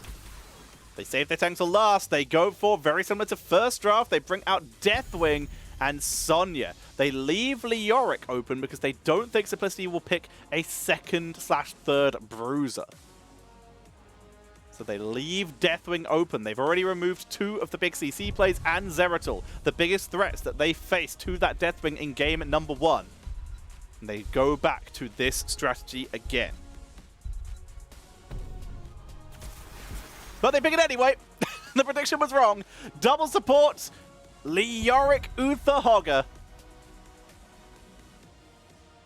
We are ready to go. Let's get this going. As Sidestep Kings, the Leoric was in fact unleashed. They need a main tank or a Bruiser of their own. Or maybe even a double support of their own. They don't. That is a main tank. A main tank what? A main tank Sonya? Okay, they swap it. Alright, there we go. I was very confused if it was the Sonya. That is a main tank Deathwing. Sonya offlane. Ultralisk being given the Li Ming. Reset City. Into a Brightwing Uther. 2 of the best burst healers in the game.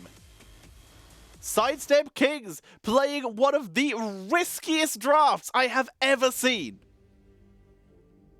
The main tank Deathwing is more acceptable, but it's against a Leoric. It's going to be tanking most of the damage. The Sonya, likely going Leap again, because they need an actual engage tool here, is going to be very, very important. But playing the Li Ming into the Brightwing and the Uther, 2 of the best burst healers, or burst sustainers in the game, the spell power and the regular armor, is a risk.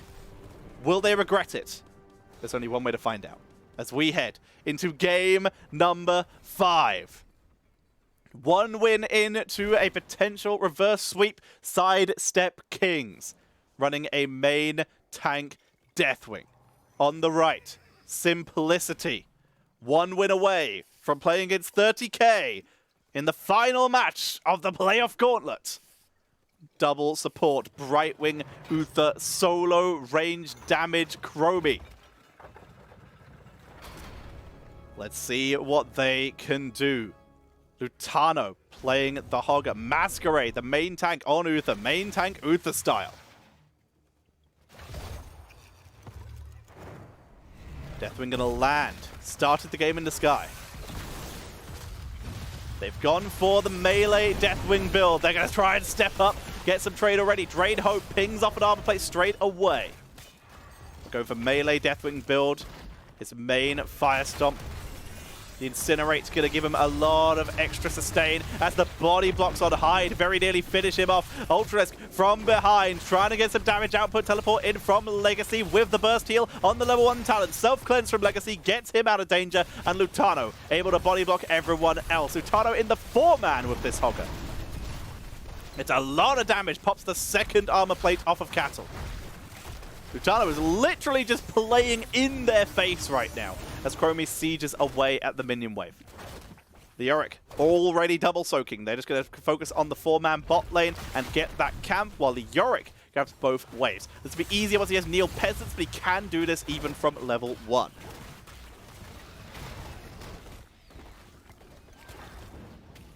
Bones to gnaw for the Hogger. Standard build for pretty much everyone. We're seeing a silver touch for Uther. Not going to go with the stun cooldown reduction that some main tank Uthers do take. Going with this gives him cooldown reduction on his Q, meaning that he can cast more Holy Shocks later on, and that actually gives him more sustain.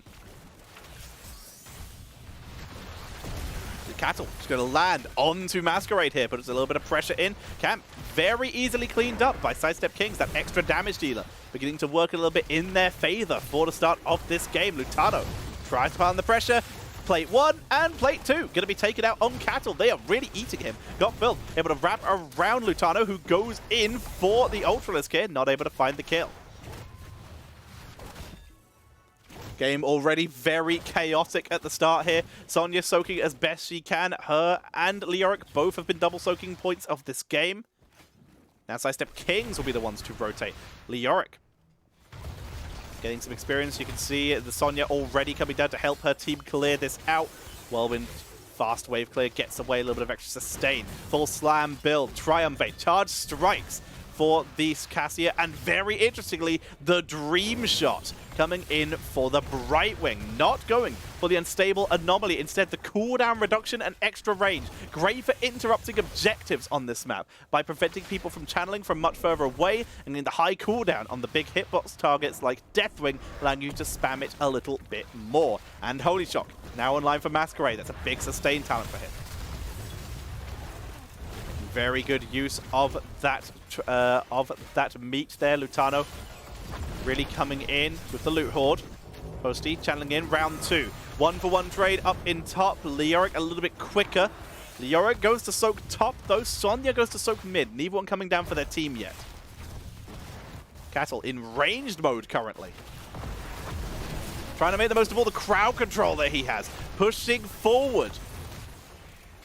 Lutano tries to cause grief on the backline. Here comes Kyocha. Sidestep Kings, the first to blink, bringing down their assistance. Bringing reinforcements. The Yorick on the way as well, but it's going to be too late. Ultralisk will get the channel. Sidestep Kings take the early lead, but experience a little bit in favor of Simplicity because they had a couple extra seconds of soaking there. With Leoric blinking first. Small lead taken by Simplicity on experience.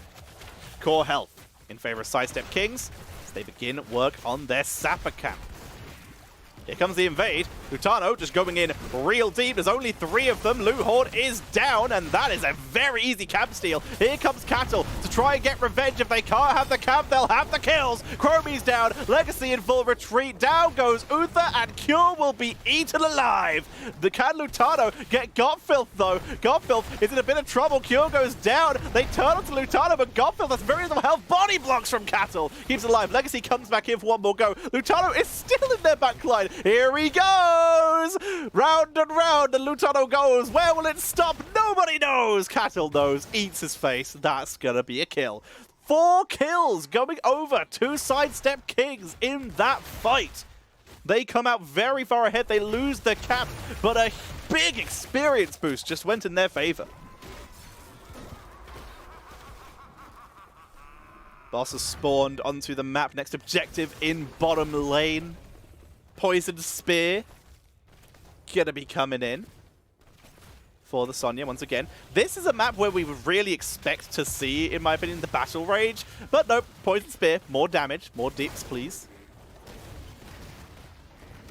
This classic Hogger wave clear, always welcome. Groby already has a heroic at level 8, holding it off for now though. They push a little bit further forward. Lutano trying to zone away. Single altar. That's a big burst onto Lutano, but he gets the sustain, especially with the peekaboo for extra help here. Slowing Sands was in fact picked by Chromie, as Cattle loses his first armor plate already. Legacy trying to channel in. Lurking Arm does not land, and that's going to be the shots going over to Simplicity. Hyde just off target with that Lurking Arm, allowing Simplicity to even up core health. The Oric's already retreated and made his way back up to start soaking. We're going to have to see Kyocha get there fast, or she'll begin to fall behind the experience. Level 10 just around the corner for the members of Sidestep Kings. But Simplicity not far behind them. Siege damage coming in. Again, Cattle sitting in ranged mode. He's actually gone for a little bit of an interesting build here. He's mixed up the build quite a bit. Usually with this build, with that Dragon Soul at level 1, you'd expect to see him go for the Heat Wave at level 4. Instead, he's gone for Infernus. So going for that extra burst damage. Not going to go for the Heat Wave for extra AoE on melee targets. So he's got a little bit of range damage, a little bit of melee damage. It's very interesting. It's a big mix and match build.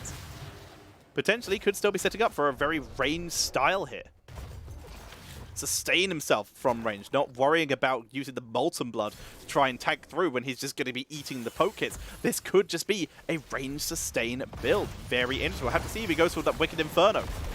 Got Phil in trouble. There's the Hortipole, and Godfell taken out. Lutano with the dive in Tomb, setting that up as Cattle being forced to dash away in that melee mode. Here comes the Cataclysm. They're still going to fight, even though a person down. Cataclysm is completely covering this entire area. The Hyde is surrounded. They're instead trying to turn their attention onto Cure as he tries to deal with Cattle. They get Cure. Divine Shield drops onto Lutano, who is trying to get some damage on the backline. Hyde finishes Hosty off to the side, killing him with the punches. Hyde is the deadliest person on this team at this rate. Cattle able to get away with barely any health. Sonya unable to chase down Masquerade, and that's going to be another very convincingly won fight in favor of the members of Sidestep Kings. 1 for 3, and they're able to get their own camp.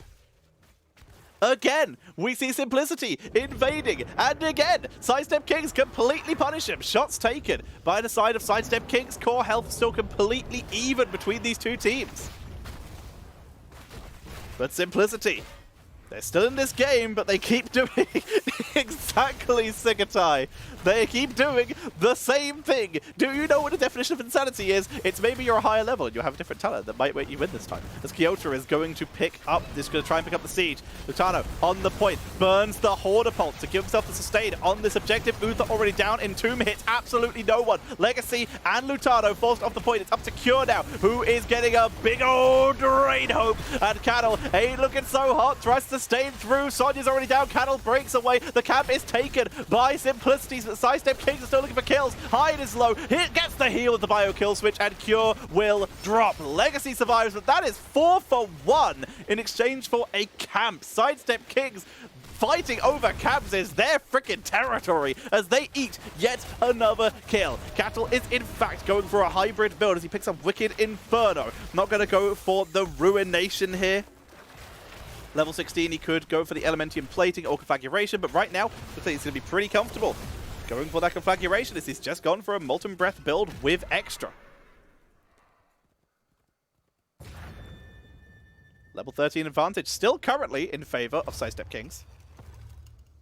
But just around the corner for Simplicity, another single altar phase. Honestly, these altars have been kind of working against Sidestep Kings quite a lot. Sidestep Kings would love to have had some more multiple altar phases because they could have got a very solid lead if they'd had a mid bot more than once. They could have easily contested a lot of these objectives, and with the kill counts they've been getting, they could have maybe took a fight and took a win, but they haven't been allowed. The game has been working against them a little bit here, so they've been forced to trade evenly on safe locations. In Tomb, onto Kyota, who spears out, goes for the Whirlwind, gonna tank through, still forced to retreat though. As you can see, Leoric has gone for a little bit of extra percentage damage, more Drain Hope focus build. Valkyrie catches Uther, but the Blink Heal comes in from Legacy, keeping them alive, keeping Masquerade up. Both the supports in full retreat. Calamity is dropped there onto Uther, but Leeming does not get the kill. Cataclysm finds absolutely nothing, and Cattle has a very interesting interaction with terrain, but the shots this time go over to Sidestep Kings. Gloves of Alacrity coming in for Cassia with those charged strikes, makes a lot of sense. Keep him mobile. Not for the War Traveler as well, just playing very far back, very safe.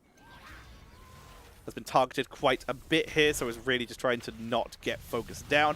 But yeah, we mentioned Leoric going to level 13 for that Unyielding Despair, the cooldown reduction on the Drain Hope, because Deathwing is standing still so often, especially with this Molten Breath build they're going. Once you get Crushing Hope on level 16, Cattle is about to have a very, very bad time. Time Trap. Finds Cattle. He tanks through though. He's in ranged mode once again. Big damage. There's the Valkyrie. Divine Shield has to be burned. Legacy barely escapes. Has to Blink Heal to a minion to make sure he gets out. comes back in to heal up Masquerade. But with those low health bars, the siege continues a little bit there. Rip armor plate for Cattle. Very nearly rip 2 armor plates for Cattle. There it goes. And that's a big stun onto Hyde. Focus down. They try to multi-breath to keep him alive, but down he goes. Very rough fight, and now Gotfeld completely surrounded, and this is disastrous. Let's have a look at that again and see where that went wrong, because that fell apart very, very quickly.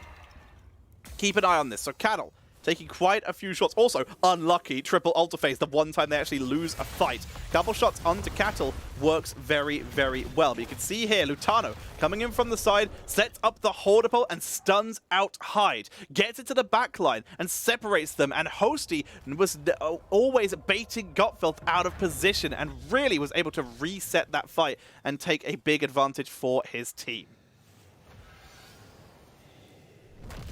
Gonna channel that in.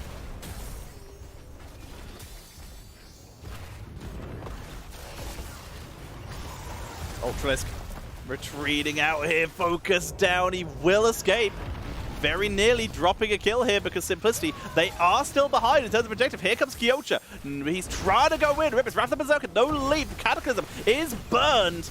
They get a lot of damage onto Masquerade, trying to set this up. There's a great shot with the Molten Breath there, but Divine Shield is keeping Lutano alive as they take out Sonya. Down goes Cassia again, split from the team. Lutano tanking through with the double support. Here comes the Hogwild. He may have gone too deep. Hyde looking for the kill, zoned out by the Horde, but Cattle is going to drop here. Drain Hope is not even needed. He is taken out, and Simplicity are starting to snowball very, very, very hard as they push through. They take down that bottom bell tower, giving them the extra shot. 19 health will be left on the core of Sidestep Kings after this is over. Maybe less if this Sapper camp can push all the way in. Sidestep Kings, their lead that they have has evaporated. There's nothing left of it. They are now over a full level behind. Down a core shot, down an altar, down a bell tower, sorry. And Sapper's pushing into their base. Everyone is about to respawn, but this is falling apart. Leoric doing so much siege damage, hero damage, 23k. Not bad, not as much as I expected. Thought he would have done more, considering he's just draining Deathwing. Hogger currently carrying the game. Classic, almost as much damage as Li Ming, that's fine. Cassia quite low. Gotfeld really has been struggling to get the good angles this game. Really has been struggling for his team. He's been caught out of position quite a few times, trying to make the most of this Fend style, but he's just being punished for it. Hogger's going to solo this camp. Rejoins his team. Cure just clearing experience, grabbing as much as he can. There is a Crushing Hope Hush, by the way, for Brightwing. A little bit of extra silence coming in there. With double support, you don't need as many of those sustain talents. And that Critterize, choosing not to be needed. That little extra silence going to be great for Hyde. Just interrupt him whenever he tries to Lurking Arm. Always welcome. Sapper's making their way in. Advantage Simplicity right now. 10 shots available to them. Only 6 for Sidestep Kings. Ultralisk getting chunked by Hosty. Sapper Camp is cleaned up, preventing any extra core damage. But right now, Sidestep Kings, they're in trouble. 10 shots available. Brightwing is just going to channel bot. They go for the big wraparound play, try to take out Cure early. Deathwing is in the sky, ready to land. But yeah, Brightwing's just going to channel bot, and they just have to contest mid. Timeout. But they did interrupt their channel. Masquerade comes in. Ultralisk sends in a little bit of a sieging orb. How aggressive do they want to be? Do they want to try? It looks like they're just going to let these 10 shots go. With level 20 on the line, Simplicity scare away Sidestep Kings. This core goes down to 9 health. The boss being taken as well. The 20 advantage. Legacy trying to cause a distraction by not channeling this yet. Oh, that's been happening. That's why he hasn't done it. Boss is going to be taken. 5 health left. Technically lethal right now on the core of Sidestep Kings. The lead of Simplicity continues to grow. The camps are spawned. Technically, 2 camps in bot lane is lethal now. But it looks like bottom bell tower will be reclaimed which will give enough leeway for Sidestep Kings to potentially think about playing more aggressive again. Next altar phase, single altar. The Sidestep Kings going to be very glad about that. They can put all of their focus onto one side. Entomb, dropped, does not land. Sappers, held just out of range. Pure really pushing forward. He's gone for the Death Shroud. Lot of extra damage coming in for these team fights there. The Burning Despair. Uh-oh, Ultralisk in trouble. Here comes the Poly. Blinks in. Hog Wild with no control. Lutano runs him down. Big kill before any objectives. Valkyrie hits absolutely nothing. Cassia finds nothing. Hogger is going crazy. Kyocha finished off by the Crushing Hope. That's a triple kill for Simplicity. As Simplicity may be looking to close out this game. If they can get a bell tower right now, they will win. Level 20 is on the line for Sidestep Kings. There's the Entomb. Cataclysm has to be burned. Cattle just gets out in time. This is not technically lethal, but if they lose... Cure, does he live? Does he live? Nope. Cure goes down. Good job, Hyde. You can't even... Oh my god! He goes for another! Lutano! He spins! He spins! Here comes Right Wing for to sustain. Hyde! He's going crazy! Lutano's back in!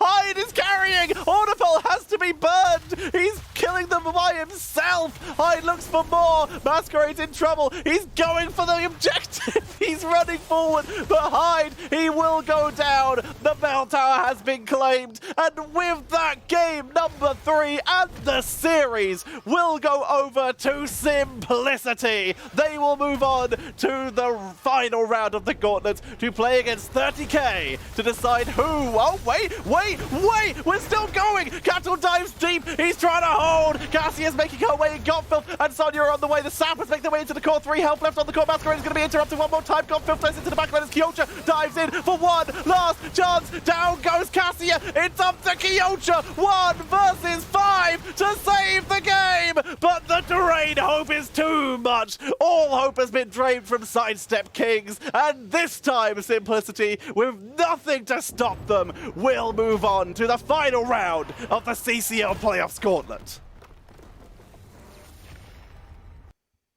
Woo! Okay, that is going to be the series. Simplicity able to claim victory at the end, finding the kills despite the 1v5 Hyde play, pulling off the God pushes, and then running in, realizing his bell tower was down. The only hope he had was to delay the objective. He committed. He really committed everything he could to trying to save that game. Hyde, what a god. MVP. Even though he didn't win, MVP.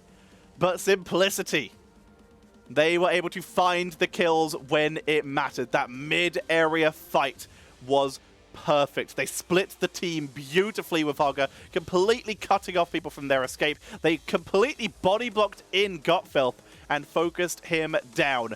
With that, ladies and gentlemen, the 57,000 damage from Chromie, 55 from Hogger at the end. That's more than Cassia or Li Ming.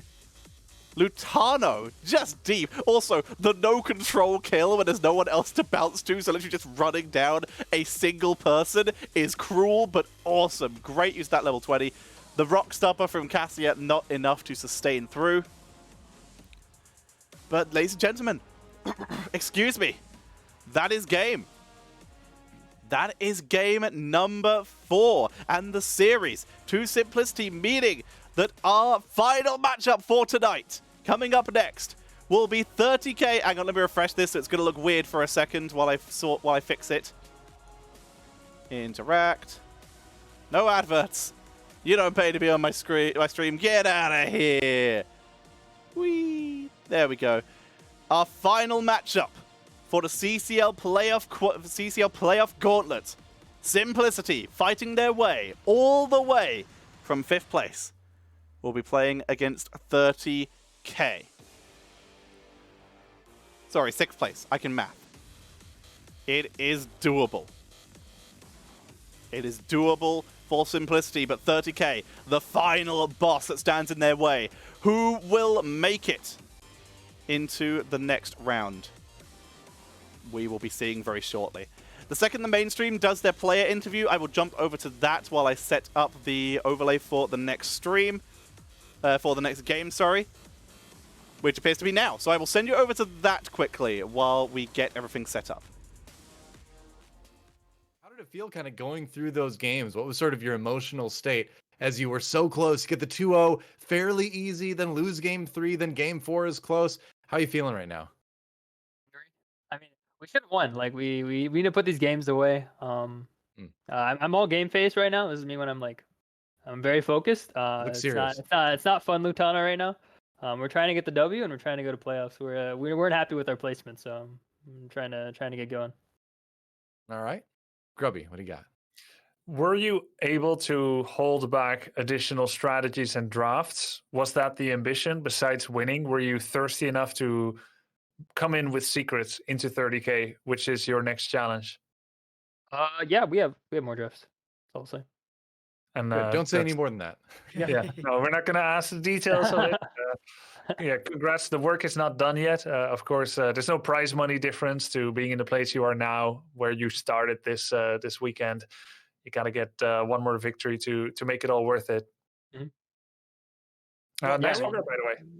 Yeah, very, very good hogger. I don't want to keep you very long because I know you're game face and you probably want to go prep for your next matchup. But just and you were gone for first week of CCL and you went up against Sidestep Kings. Is there a little bit of some joy from the team, getting this win against them after losing in week 1? It was so long ago, honestly, and we like all the guys over there, so we just wanted to get that series out of the way and go to the next one as fast as possible, which I think we did well enough. So we're ready to go next. We're ready to get it on. Well, good luck in your next match, my friend. Thank you. Well, yeah, like Bahamut was saying, we don't want to keep you too long. Any quick shout outs before we let you go prep? Shout out to my team. We've been working hard. Hopefully it pays off. That's about it. All right. Thanks for stopping by for a moment. Thanks for the awesome games we just witnessed, including that Hogger game. Very impressive stuff. Good luck with your next series, and we'll see you again soon. Awesome. Alrighty, so ladies and gentlemen, we're going to be getting ready to head into what will be the second series of the day. Simplicity, as you heard there, will be getting ready to have their final match of the Gauntlet. They will be playing against 30K, the team that finished 4th in the playoffs. It is doable for them to make it through. Both these teams will be fighting to see who will join Crowd Control, Oxygen Esports, and Wildheart Esports. Who will make it through? We will find that out after the break. But coming up, we will have the halftime show in the Weeds, I believe it is called. So I'm going to send you to the break screen. When In the Weeds comes up, I will put In the Weeds on for you. So make sure that you are ready for that. But otherwise, don't go anywhere, ladies and gentlemen. We will be back with Simplicity versus 30K. I'm your caster Tetcher. If you're enjoying, drop a subscription or some donations to show your support. And if not, just share with your friends. Get everyone in here, because the higher that viewership, the more people might take notice and actually pay me for my work. Thank you for watching, and we'll see you all in but a moment for the final playoff gauntlet game. How many more pauses can I insert? Bye!